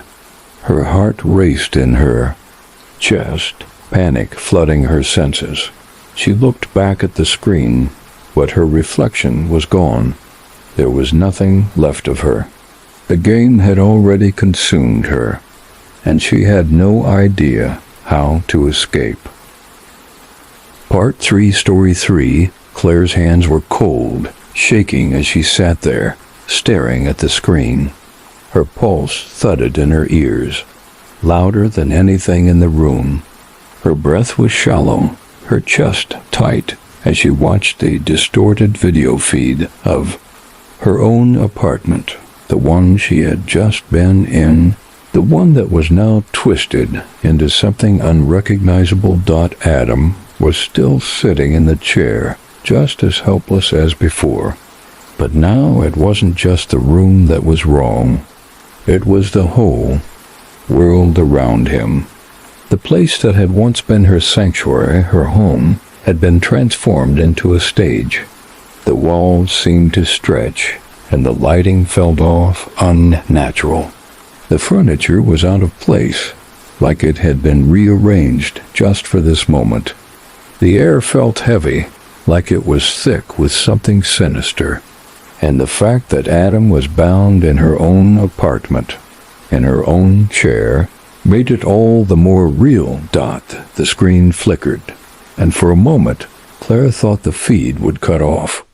She half expected it to go black again, like before, but it didn't. Instead, Adam's figure grew more defined. His frantic movements, tugging at the ropes around his wrists, became more pronounced. His eyes, wide with fear, locked directly onto the camera.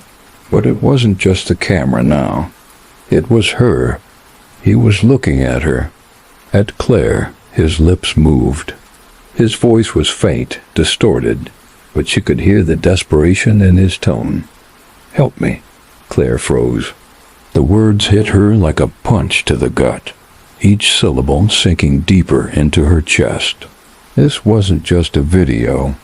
This wasn't just some twisted game. It felt too real. Adam was real. His fear was palpable. His desperation was a mirror of her own.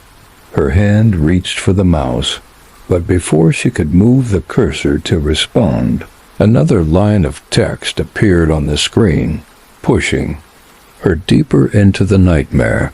You saved him. But did you really save him, Claire? The words burned through her, and for a split second her vision blurred. Her mind couldn't focus. What was happening? She had pressed the button. She had made the choice. She had chosen to save him. So why wasn't it over? Why wasn't he free?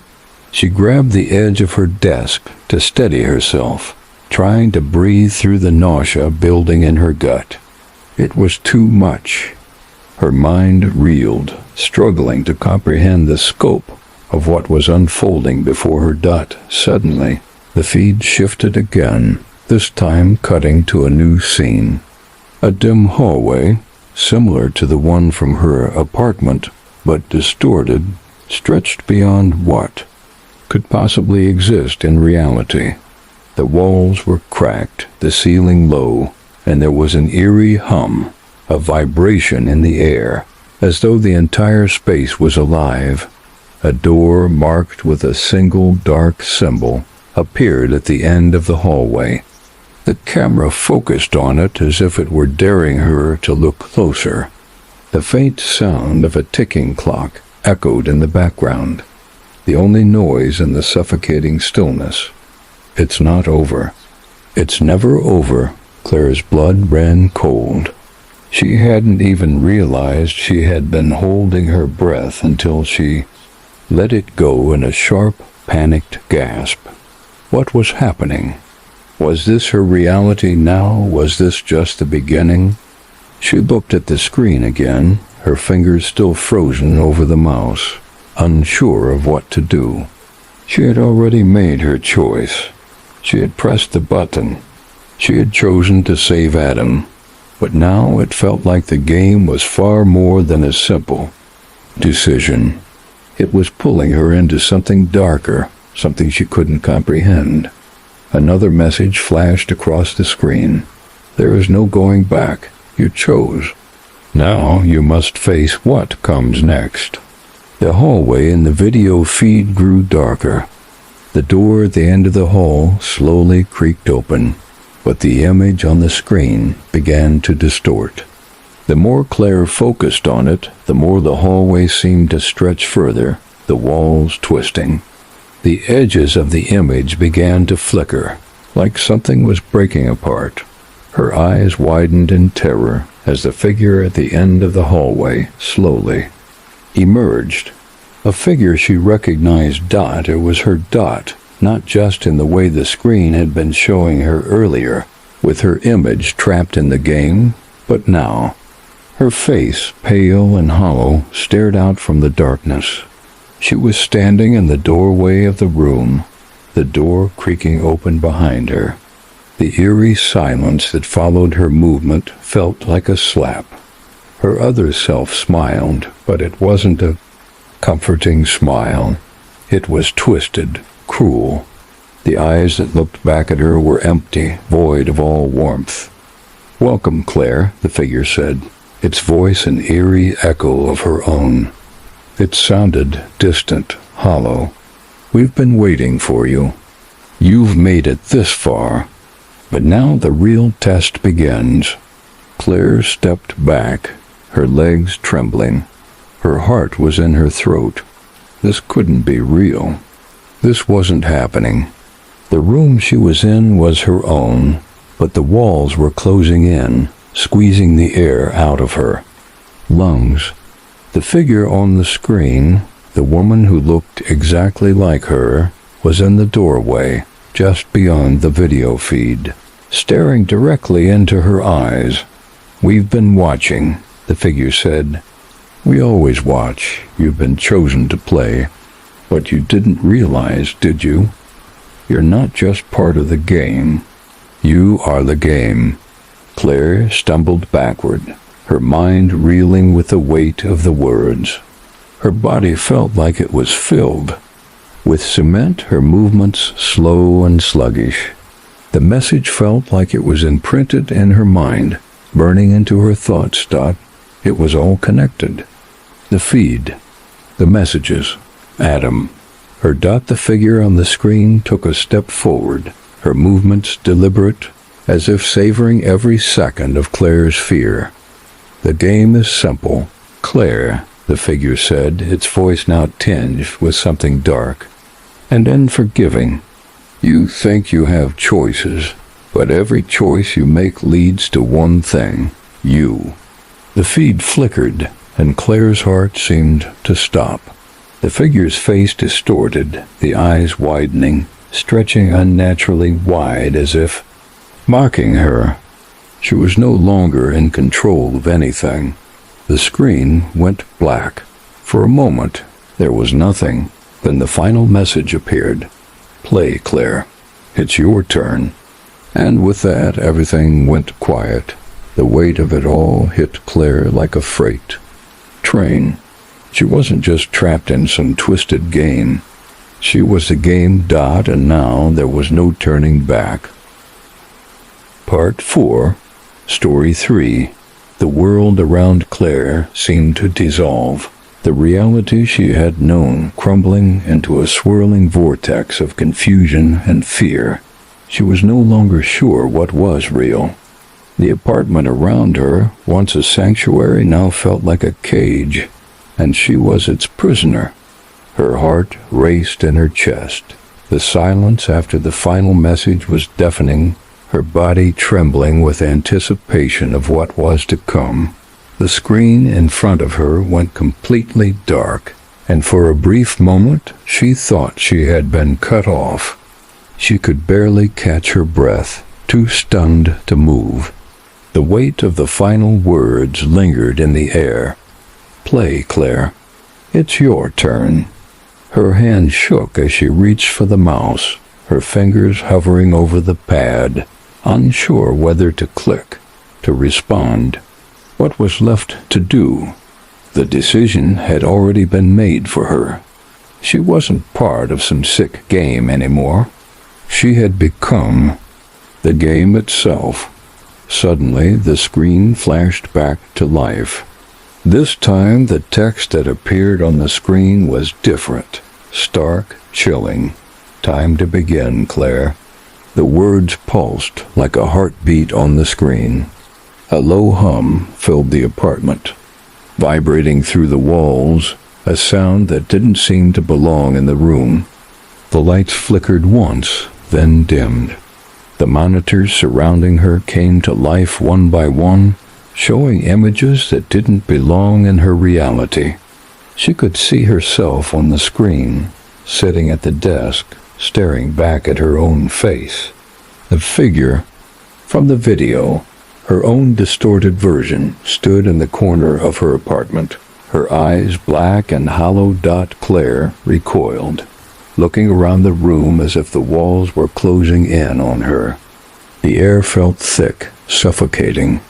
Every inch of the apartment felt like it was alive, watching her. But it wasn't just the apartment. It was them, the figures controlling everything, pulling the strings, orchestrating this twisted game. A sudden vibration against her leg made her jump. It was her phone. Trembling, Claire pulled it from her pocket and saw the message. You didn't think this was over, did you? Claire's blood ran cold. Her heart was pounding in her ears as she stared at the screen. The same cold, distorted voice that had spoken to her from the monitors was now in her pocket. Before she could respond, another message appeared, this one different. If you want out, Claire, you must play. You must face the test. The test? What test? The weight of those words made her stomach churn. Was this some kind of sick challenge? some twisted experiment. There was no way to understand it, no way to prepare for what was coming next. Suddenly, her laptop screen flickered, and another message appeared.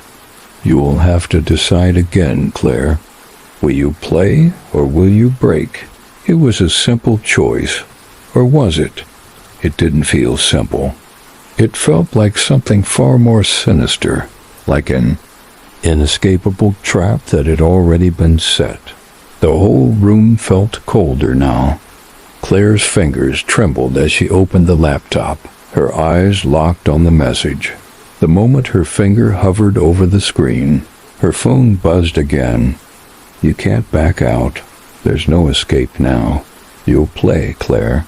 You'll always play." A sudden wave of dizziness hit her. She stood up too quickly, swaying as she tried to find balance. She needed to breathe, needed to think clearly, but the words, the dark, ominous presence in her apartment made it impossible to focus. The lights flickered again, this time more intensely. Then the screen on her laptop changed. It wasn't just text anymore. The message had transformed into a video. But it wasn't just any video. It was her. Not the Claire sitting at the desk. Not the woman staring at the screen. No, this was another version of herself, standing in the exact same spot she was, only the version on the screen was not afraid. It was smiling. Her reflection was twisted, eyes wide, manic, filled with something unsettling. The smile was too wide, too cruel.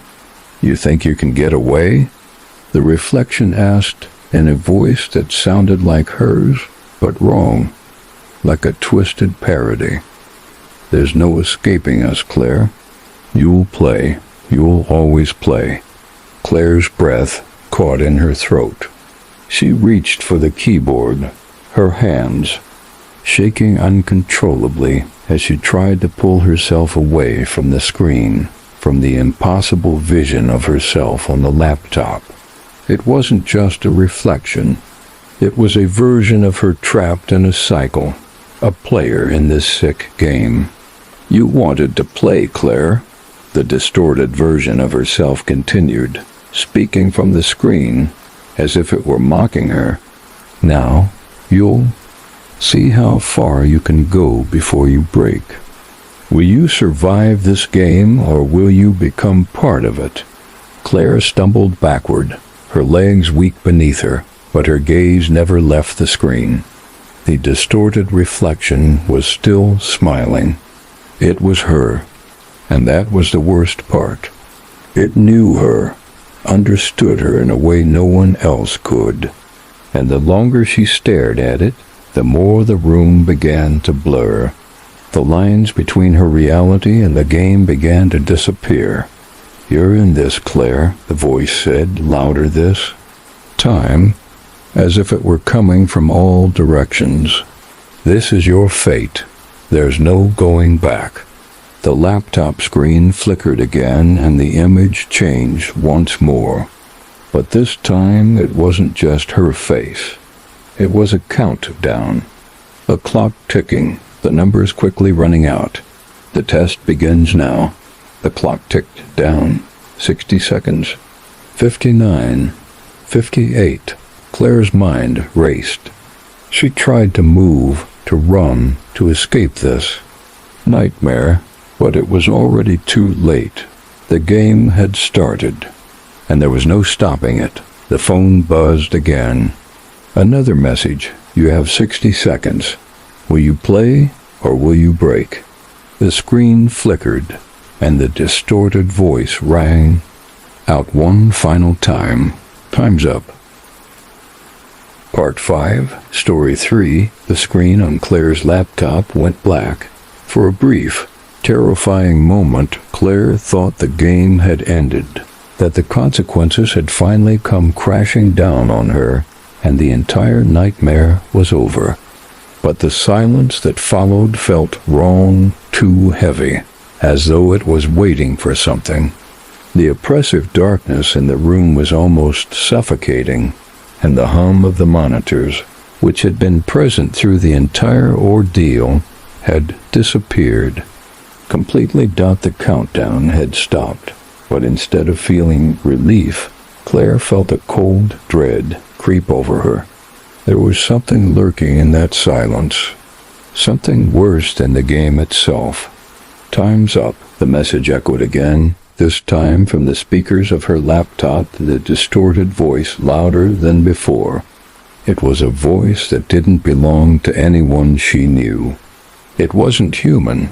It was too cold, too mechanical, too ... familiar. She took a step back, her breath shallow, her body trembling. The thought that she had just crossed a line, one that couldn't be uncrossed, rattled her. She couldn't remember a time in her life when she had felt this helpless, this small, like she was a pawn in a game with no rules.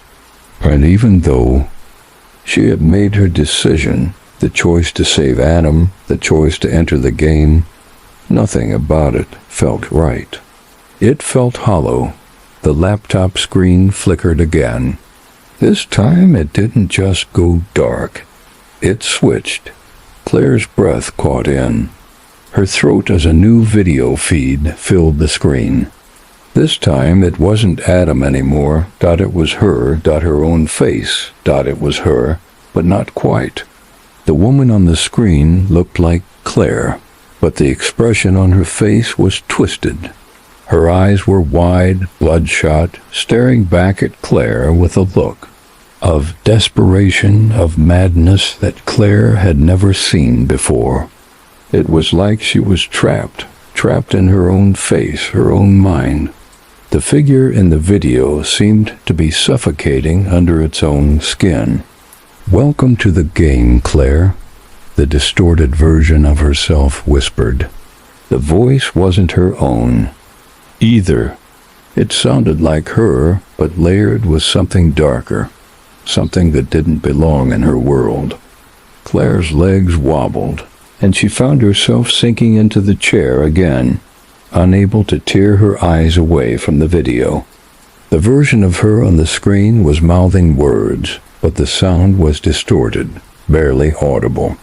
Her hands were trembling as she leaned closer to the screen. "This is your fate now," the voice from the screen continued. "This is what you've become. The game is inescapable. You can't run. You can't hide, and you can't change the rules." Claire wanted to scream, to slam the laptop shut, to do anything to break free from the nightmare. But the voice inside the screen had power over her, pulling her in like a magnet. The figure on the screen, her reflection, was almost pleading with her now, as if it wanted her to understand. You thought you could just watch. You thought you could control it, but you're in it now. You're part of this world. The video flickered again, the distorted voice now speaking louder, drowning out the silence in the room. The figure on the screen was now shaking, frantic, trapped. Her eyes were wild, her breath coming in rapid gasps. "The game will never let you go." Claire's throat went dry. She wanted to turn it off. She wanted to break free. But the message was clear. This wasn't a game she could just leave. The moment she clicked the link, the moment she decided to save Adam, she had sealed her fate. Suddenly, the screen switched again, this time showing an image of her apartment. But it wasn't like it was now. It was ... empty, abandoned. "This is what happens when you refuse to play," the voice said, chilling Claire to the core. The apartment was dark. The walls were cracked. The furniture was overturned as if someone had been violently dragged away. A chill ran down Claire's spine. The room was empty, lifeless. It was an abandoned shell of what it had once been. And then the video flickered again. This time the scene was even more horrifying. It was the same apartment, but it wasn't just abandoned. It was being watched. The camera zoomed in slowly, showing her face again, distorted and tortured. Claire could see the face from the corner of the room, staring through the screen with a terrifying intensity. "This is where you will end up, Claire," the voice warned. "We are always watching." Before Claire could respond, the screen went black dot. There was no warning, no transition. Just a deafening silence dot, and then the doorbell rang dot. Her heart leaped. In her chest. It was a soft ring at first, but it became more insistent. The doorbell kept ringing over and over again, as though whoever was outside knew she was inside, knew she was waiting, knew she was trapped. Claire stood up, her legs trembling beneath her.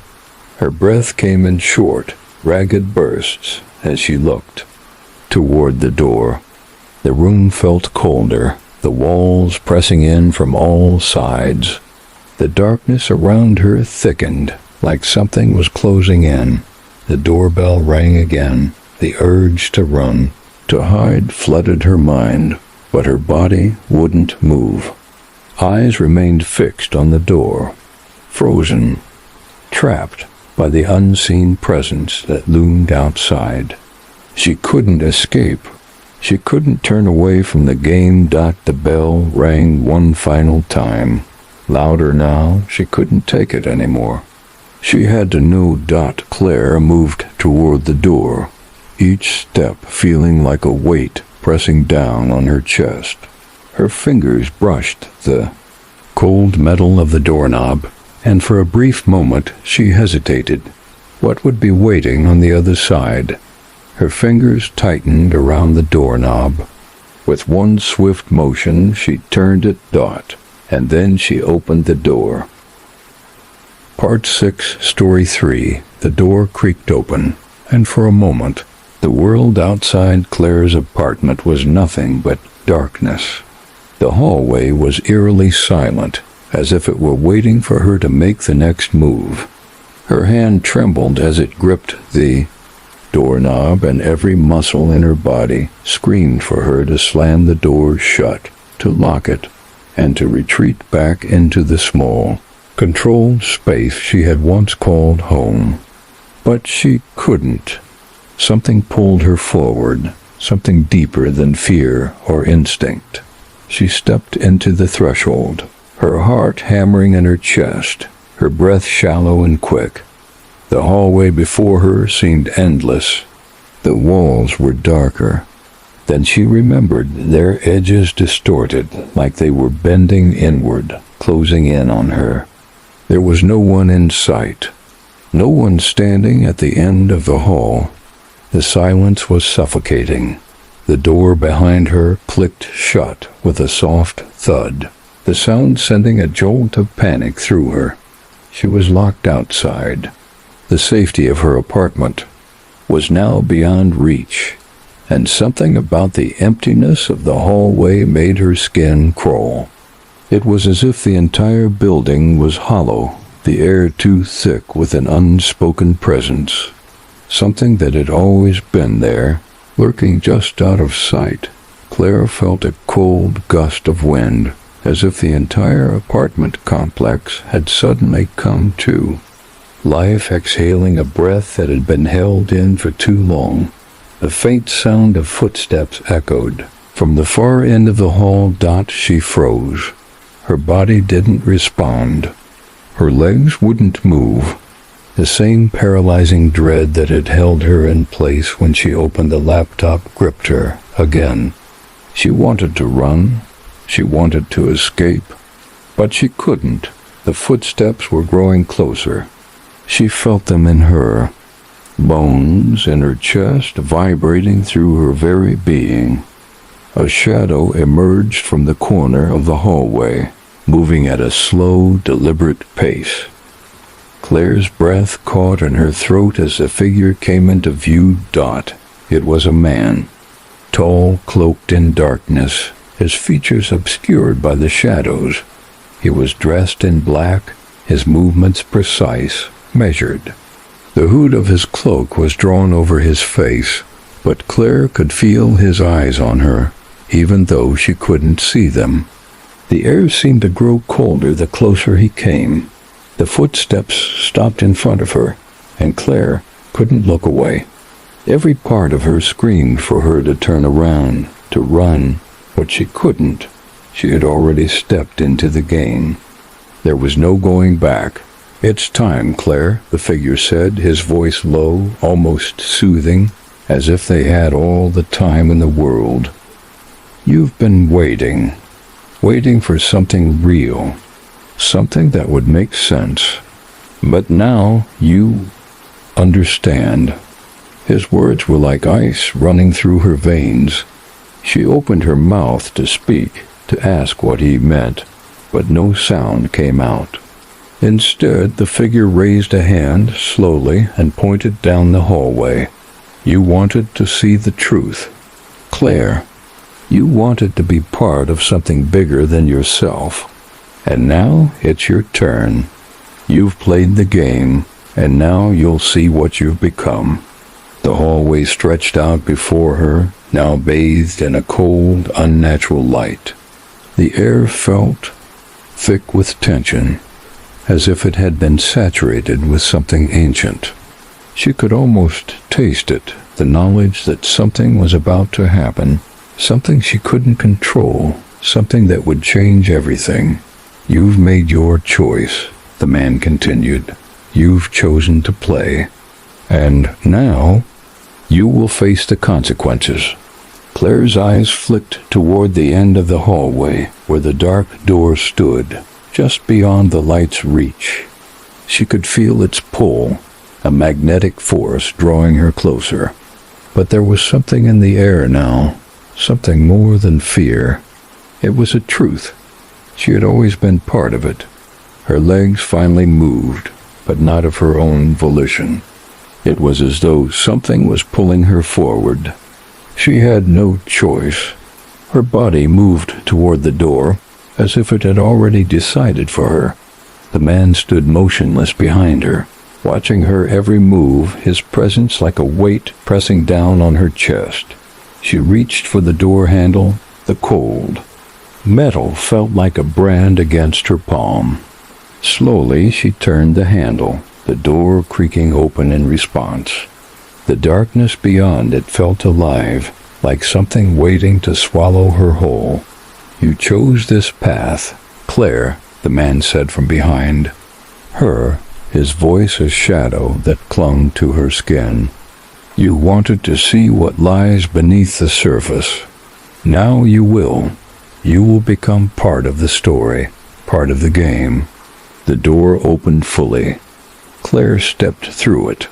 The room on the other side wasn't like the hallway. It was large, a stark contrast to the cramped apartment she had left behind. The air was thick with dust, and the floors were covered in old, brittle paper, like someone had been writing for years, leaving their marks on the floor, on the walls. In the center of the room was a chair, the same chair she had seen in the video feed. The one Adam had been bound to, but it wasn't empty now. Sitting in the chair was another version of herself. "Claire," the voice echoed through the room, this time coming from her own reflection, seated in front of her. It was the same face, the same eyes, the same person, but it was different. The eyes were empty, hollow, lifeless. "This is your test," the reflection said, its voice tinged with something cold, something cruel. "You will play. You will learn what you are truly capable of." Claire stepped back, the walls seeming to move closer around her. Her breath came in ragged bursts. She felt like she was losing control again, like everything was slipping away. The figure outside the door, the reflections, the games, all of it was too much. She didn't know how to escape. She didn't even know if she wanted to anymore. The figure from the hallway stepped into the room behind her, a silhouette against the dim light. "You've chosen, Claire. Now you will finish what you started." The door slammed shut behind her. She was alone, but was she? Part 7, Story 3. Claire's heart pounded in her chest as the door slammed shut behind her. The sound echoed through the empty room, an exclamation mark on the finality of her situation. She was no longer in control. The room was dark, and she could feel it pressing in on her, suffocating her. Every breath she took felt heavy, like the air itself had been thickened with something unnatural. The chair in the center of the room was no longer empty. It had once held the figure of her reflection, staring back at her with those empty, hollow eyes. But now it was occupied by a person. No, not a person. The form was wrong. It was her again, but it wasn't. It was a twisted version of herself, bound to the chair, looking up at Claire with a mixture of pleading and mockery. The silence in the room was deafening, thick with tension, as if something waited in the air, ready to pounce. Claire stood frozen, her mind struggling to make sense of what she was seeing. The room seemed to close in, the walls pressing together, until the entire space felt smaller, tighter dot the figure in the chair, her reflection. But her reflection spoke. The voice was her voice, but it was warped, distorted, like it had been twisted and manipulated. "You wanted to see the truth, Claire." The figure smiled, but it was the kind of smile that sent a chill down Claire's spine. It was too wide, too cruel. You wanted to play. You wanted to be part of something bigger. Claire's mind raced. Was this real? Was this her? Was this another part of the game? "You thought you could control it," the figure continued. "But you've always been controlled. You've always been a part of this." The words sliced through Claire like a blade, but she couldn't make sense of them. She had made choices, hadn't she? She had chosen to save Adam. She had chosen to engage. She had chosen to play. But now, with her distorted reflection sitting there in the chair, mocking her, the weight of the choice she had made sank into her bones. She couldn't escape. There was no running, no hiding. She had crossed a line, and now she was part of whatever this was.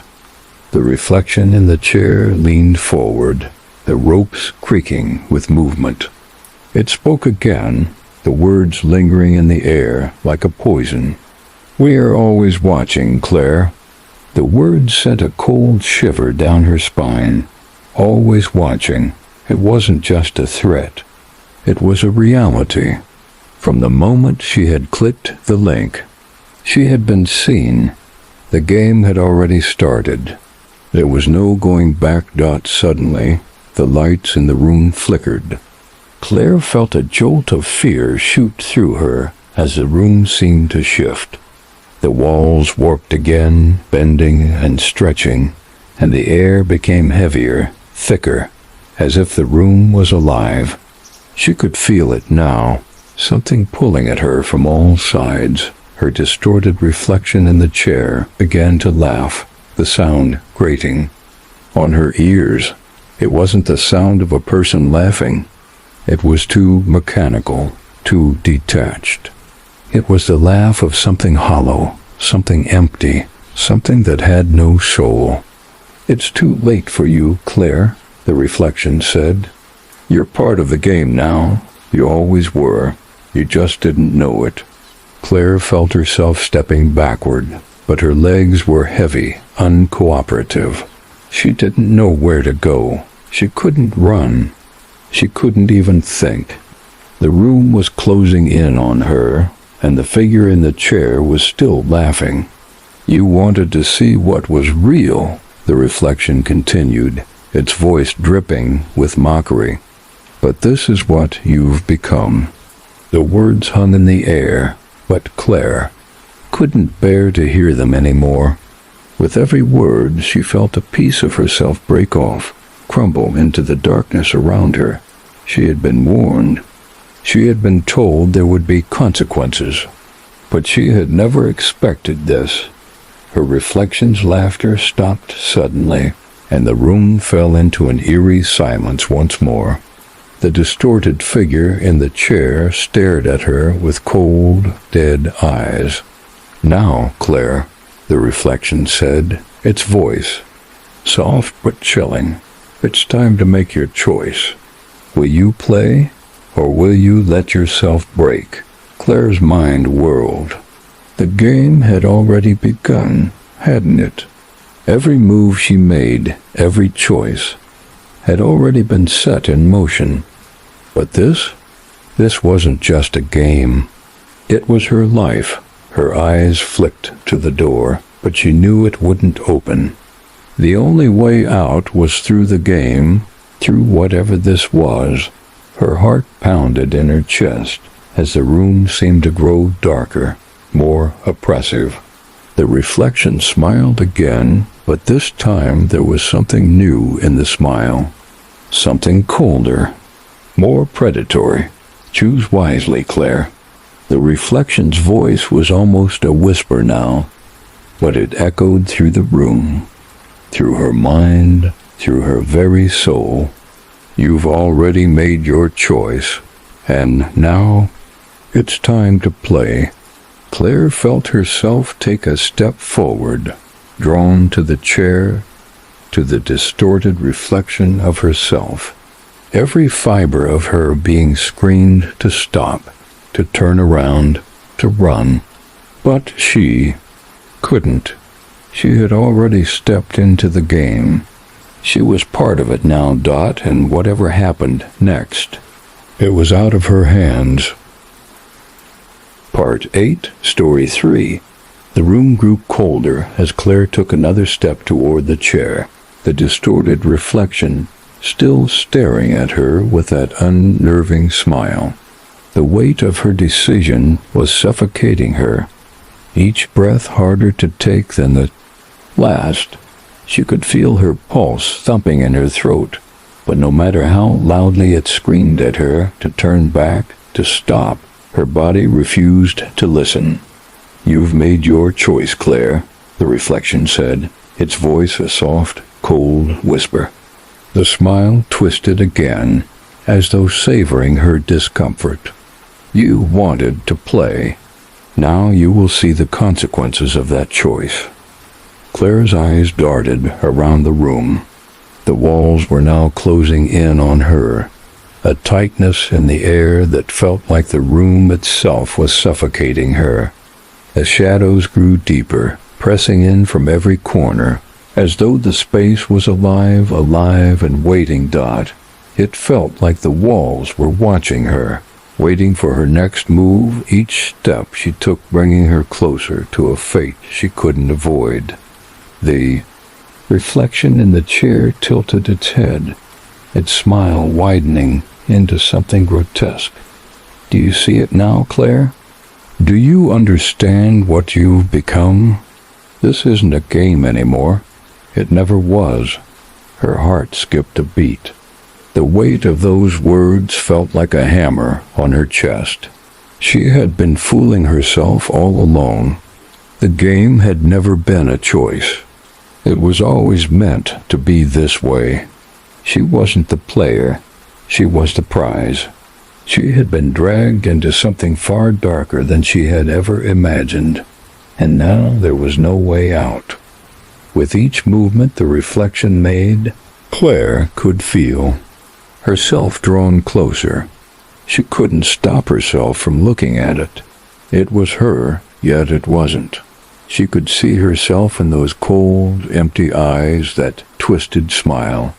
The reflection was no longer just a mirror. It was an extension of herself, the part of her that had been consumed by the game. Suddenly, a new line of text appeared on the monitor. The choice is final. Now face your true test. Claire's breath caught in her throat. She didn't understand. What was this test? Was this it? Had she already lost? Her fingers gripped the armrests of the chair, her body now moving on its own accord, drawn toward the reflection. The chair was cold to the touch, like the entire room had been drained of warmth. The shadows pressed closer, and with a deep, heavy breath, Claire sat down. The instant she did, the lights flickered, casting long, distorted shadows on the walls. The sound of a low hum filled the air, like an engine revving beneath the floorboards. Something was happening. The chair beneath her creaked as it moved, slowly tilting backward. Claire's stomach dropped as she realized what was happening. She was sinking slowly into the ground beneath her. The floorboards seemed to disappear into darkness, and Claire was falling, the chair moving with a relentless precision, pulling her down into an abyss. The fear that had been simmering in her chest boiled over into panic. She was falling, into something she couldn't escape. Was this the test? Was this what they had been preparing her for all along? Her body thudded to a halt. The fall had ended and Claire was lying on a cold surface, her heart still racing. Her eyes were squeezed shut, refusing to open. Afraid of what might be waiting for her, the voice echoed again. Now you see, Claire, there is no escape. There never was. The words were as cold as the surface beneath her. Her eyes slowly opened, and she gasped. She was no longer in her apartment. The room she was in now was vast, cavernous, the ceiling too high to see. There were no walls, no doors, just an endless expanse of black. The ground beneath her was made of stone, and the entire place seemed to hum with a terrible energy. The feeling of being watched intensified, a million invisible eyes watching her every move. Her breath caught in her throat as she stood up, realizing that she was not alone. From the darkness, figures began to emerge. They were shadowy, faceless, their forms shifting like smoke, indistinct, but full of menace. They moved silently, their eyes focused on Claire, with an intensity that sent a chill down her spine. She couldn't make out their features, but she could feel their presence. They were waiting. You chose to play, a voice echoed from nowhere, surrounding her, resonating within her. Now you will see the consequences. The shadowy figures moved toward her, their forms stretching and warping. It felt as if they were feeding off her fear, growing stronger, drawing closer with each breath she took. There was no escape from this place. There was no way out. The walls closed in again, this time tighter, faster, as though the entire space was beginning to constrict. Claire felt a pressure building in her chest, and for the first time, the walls didn't just feel like they were closing in on her physically. They were closing in on her mind, on her very soul. She could hear whispers now, faint and indistinct, as though something ancient and malevolent was speaking to her from all sides. You belong to us now, Claire. The voice was no longer distant. It was here, inside her mind, inside her very being. The figures around her began to move faster, their shapes taking on more definition, their eyes glowing red with malice. Her legs were weak, and she stumbled backward, but there was nowhere to go. The ground beneath her shifted, as though it was alive, and she fell again, landing on her knees. Her hands pressed against the cold stone, desperate for some kind of purchase. but the surface beneath her seemed to stretch away, endless. A low, guttural laugh filled the space. It wasn't just from one of the figures, it was from everywhere. It surrounded her, smothering her, drowning her in its darkness. You thought you had control. You thought you had choices. But now you will be ours. Claire felt her breath catch in her throat as the figures moved closer, their forms shifting and writhing with a power that made the air itself tremble. Her body began to tremble uncontrollably, and she realized with growing horror that she was no longer the one in control. She had never been. This was the game, and she had lost. "Welcome to the game, Claire," the voice whispered once more, its tone dark and final dot. And as the shadows closed in around her, Claire understood the horrifying truth. She had made her choice, and now she would play until the end. Part 9, Story 3. The shadows closed in tighter, suffocating the very air around Claire. The darkness seemed to stretch, twisting and shifting, until it became a living, breathing entity that pressed in on every side. The figures, faceless, towering, surrounded her, their presence so overwhelming it felt as though the very fabric of reality had been torn apart. The whispers filled her ears, disembodied voices that spoke in a language she couldn't understand, their tones twisted and mocking. Their words were nothing more than a low, indistinct hum at first, but gradually they coalesced into something clearer. "You thought you were different, Claire," the voice echoed through her mind, rattling her senses. The laughter came again, louder, this time cruel and guttural, reverberating through the walls of her mind. "But you're just like the others, a pawn, a piece to be moved, a choice to be made." Claire's breath caught in her throat as she tried to push herself up from the cold, unforgiving ground, but her body was weak, her muscles too heavy to lift her. She felt like she was sinking into the stone, as though it were consuming her, dragging her down into the abyss. Every part of her screamed to escape, but her limbs refused to respond. She was trapped. The figures closed in even tighter, their shapes becoming more defined, their glowing red eyes fixed on her. The air around them seemed to crackle with energy, as though something terrible was about to unfold. It was impossible to look away. Claire was paralyzed, her mind whirling with terror, and yet, deep down, there was a horrible understanding beginning to dawn. This wasn't about her survival. It never had been. "You are part of the game now, Claire," the voice echoed, almost as if it was inside her head, crawling beneath her skin. "You made your choice, and now you will see the end."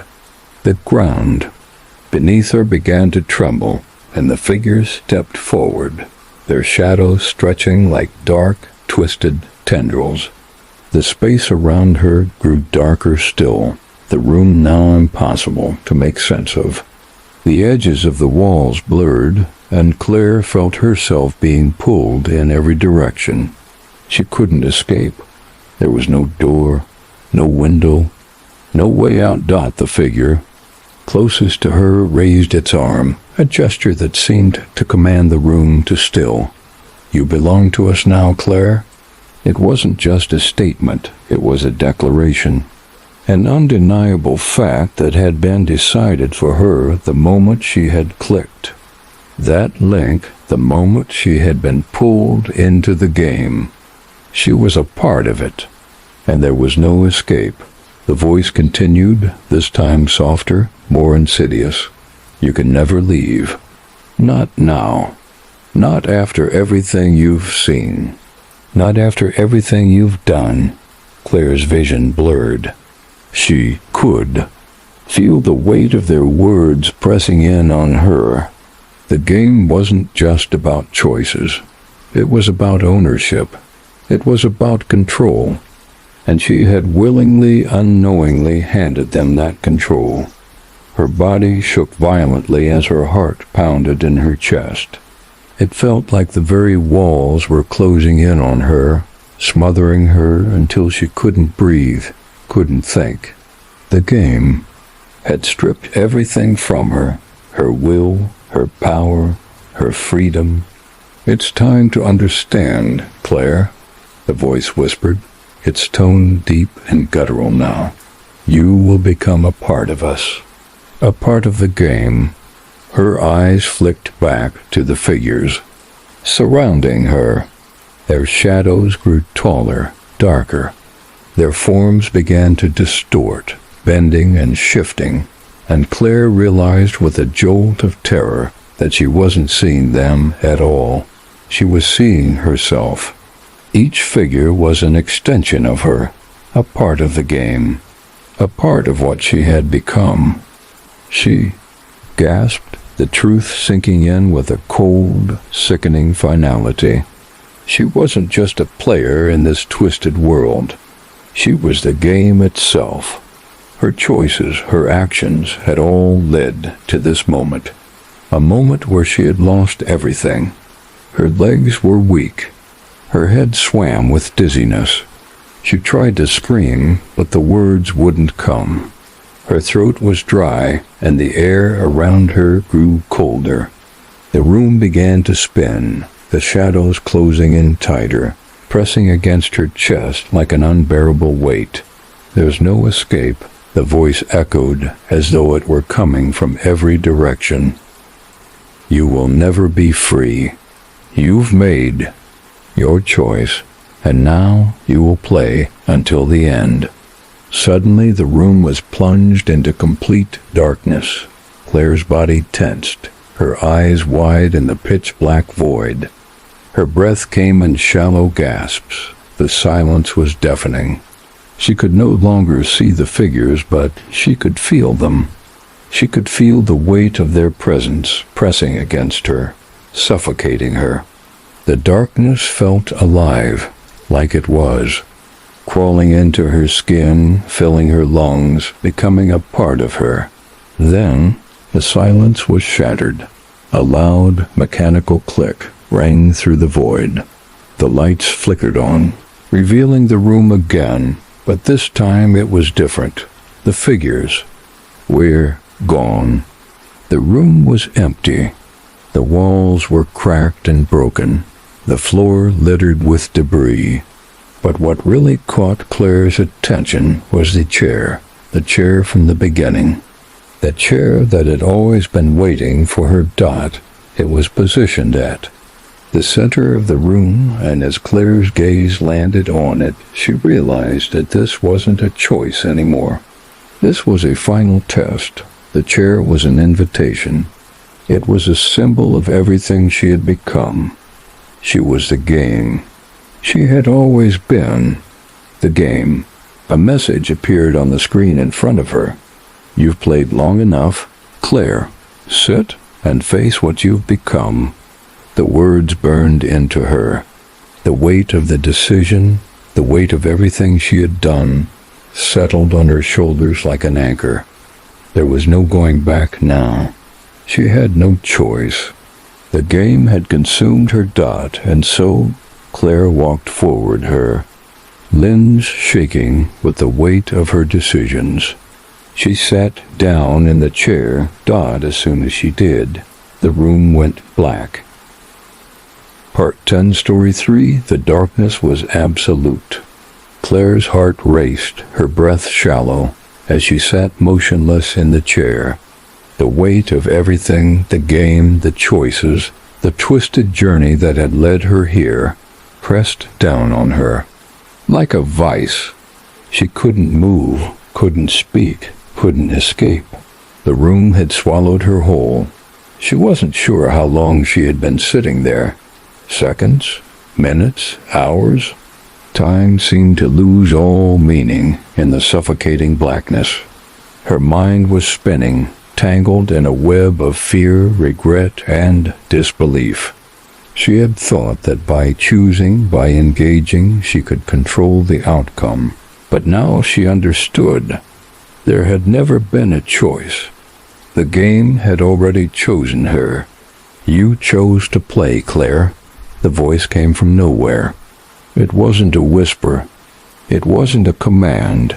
It was an omnipresent, all-encompassing voice that seemed to reverberate through her very being. It didn't need to speak loudly to be heard. The words felt like they were carved into her skin. "And now you are ours." The voice didn't need to be understood. It didn't need to explain. It was a statement. A truth that Claire had already accepted without fully realizing it. The game had consumed her. She was no longer just an observer. She wasn't a player. She was the game. The sound of a door creaking open echoed through the void. The darkness seemed to part just slightly, revealing a faint light that grew brighter with each passing second. The warmth of it, however, didn't bring comfort. It brought an overwhelming sense of dread. Claire's eyes adjusted to the light as the shape of the room began to form. She was still in the same space, but now it felt like a stage. The chair she had been sitting in was now the center of the room, surrounded by monitors, speakers, and wires, like a twisted control center. The walls that had once seemed solid now flickered in and out of focus, like the world was glitching, distorting, and then she saw them dot figures in the shadows, standing motionless, watching her. The masked faces, the faceless watchers. The game wasn't just a virtual experience anymore. It was all around her. She could feel it. The eyes on her. The power that controlled the world she was trapped in. "Welcome, Claire," the voice spoke. Again, but this time it was clear, sharp, and cold. "You've made it to the end. The test is over. But you've learned nothing, have you?" The words were a slap in her face. She had learned nothing? What had she learned? She had played the game. She had chosen to play. But what had come of it? A broken mind? A shattered sense of self? She had done everything they wanted. She had made all the decisions. But none of them had led to freedom. Instead, they had led to this. Claire closed her eyes, her mind racing with the memories of everything that had happened. The choices, the mistakes, the twisted, fragmented pieces of her life that had been twisted into the game. The reflection in the chair, Adam, the figure in the hallway, the videos, the countdown. All of it had been orchestrated. All of it had been a lie. Her eyes snapped open as the voice continued. "Do you understand now, Claire?" The figure in the shadows moved. It stepped into the light, its face still hidden behind a mask, but Claire could feel it. It was her, not just a reflection, not a copy. It was the real Claire, standing in front of her, wearing the same clothes, the same expression, the same fear. It was Claire. But not. The figure smiled. Its smile twisted, too wide, too cruel. "You were always part of this, Claire. You always knew the truth. And now you see it for what it really is." Claire gasped, her breath catching in her throat. This wasn't just about her. It was about something far bigger, something that had always been there, something hidden. The game, the choices, everything had led her here, to the moment when the line between reality and the game had blurred beyond recognition. The figure, Herself stepped forward, moving closer with every breath Claire took. The truth that had been buried in her mind for so long was rising to the surface. It was all a game. The choices weren't hers. The choices had never been hers. She had been chosen. She had been part of this all along. You are part of the system, Claire, just like we all are, just like everyone who has ever played. The reflection's voice was cold, a finality in it that chilled Claire to her core. You thought you were different. You thought you could break free, but there's no freedom here. The monitors flickered to life around them, showing images of people she didn't recognize, people who had been consumed by the game, people who had played and lost. Their faces were hollow, their eyes vacant, their bodies broken by the same power that controlled her. It was a cycle. It was always a cycle. There was no escaping it. Claire looked at herself in the monitor, at the person who had once been her, and the realization hit her like a freight train dot. She was part of the game, and now she would always be. She had been chosen. There was no end to the game. It was never about winning or losing. It was about control, and she had been controlled from the moment she clicked the link. Her reflection smiled again, the twisted, cruel smile that wasn't hers.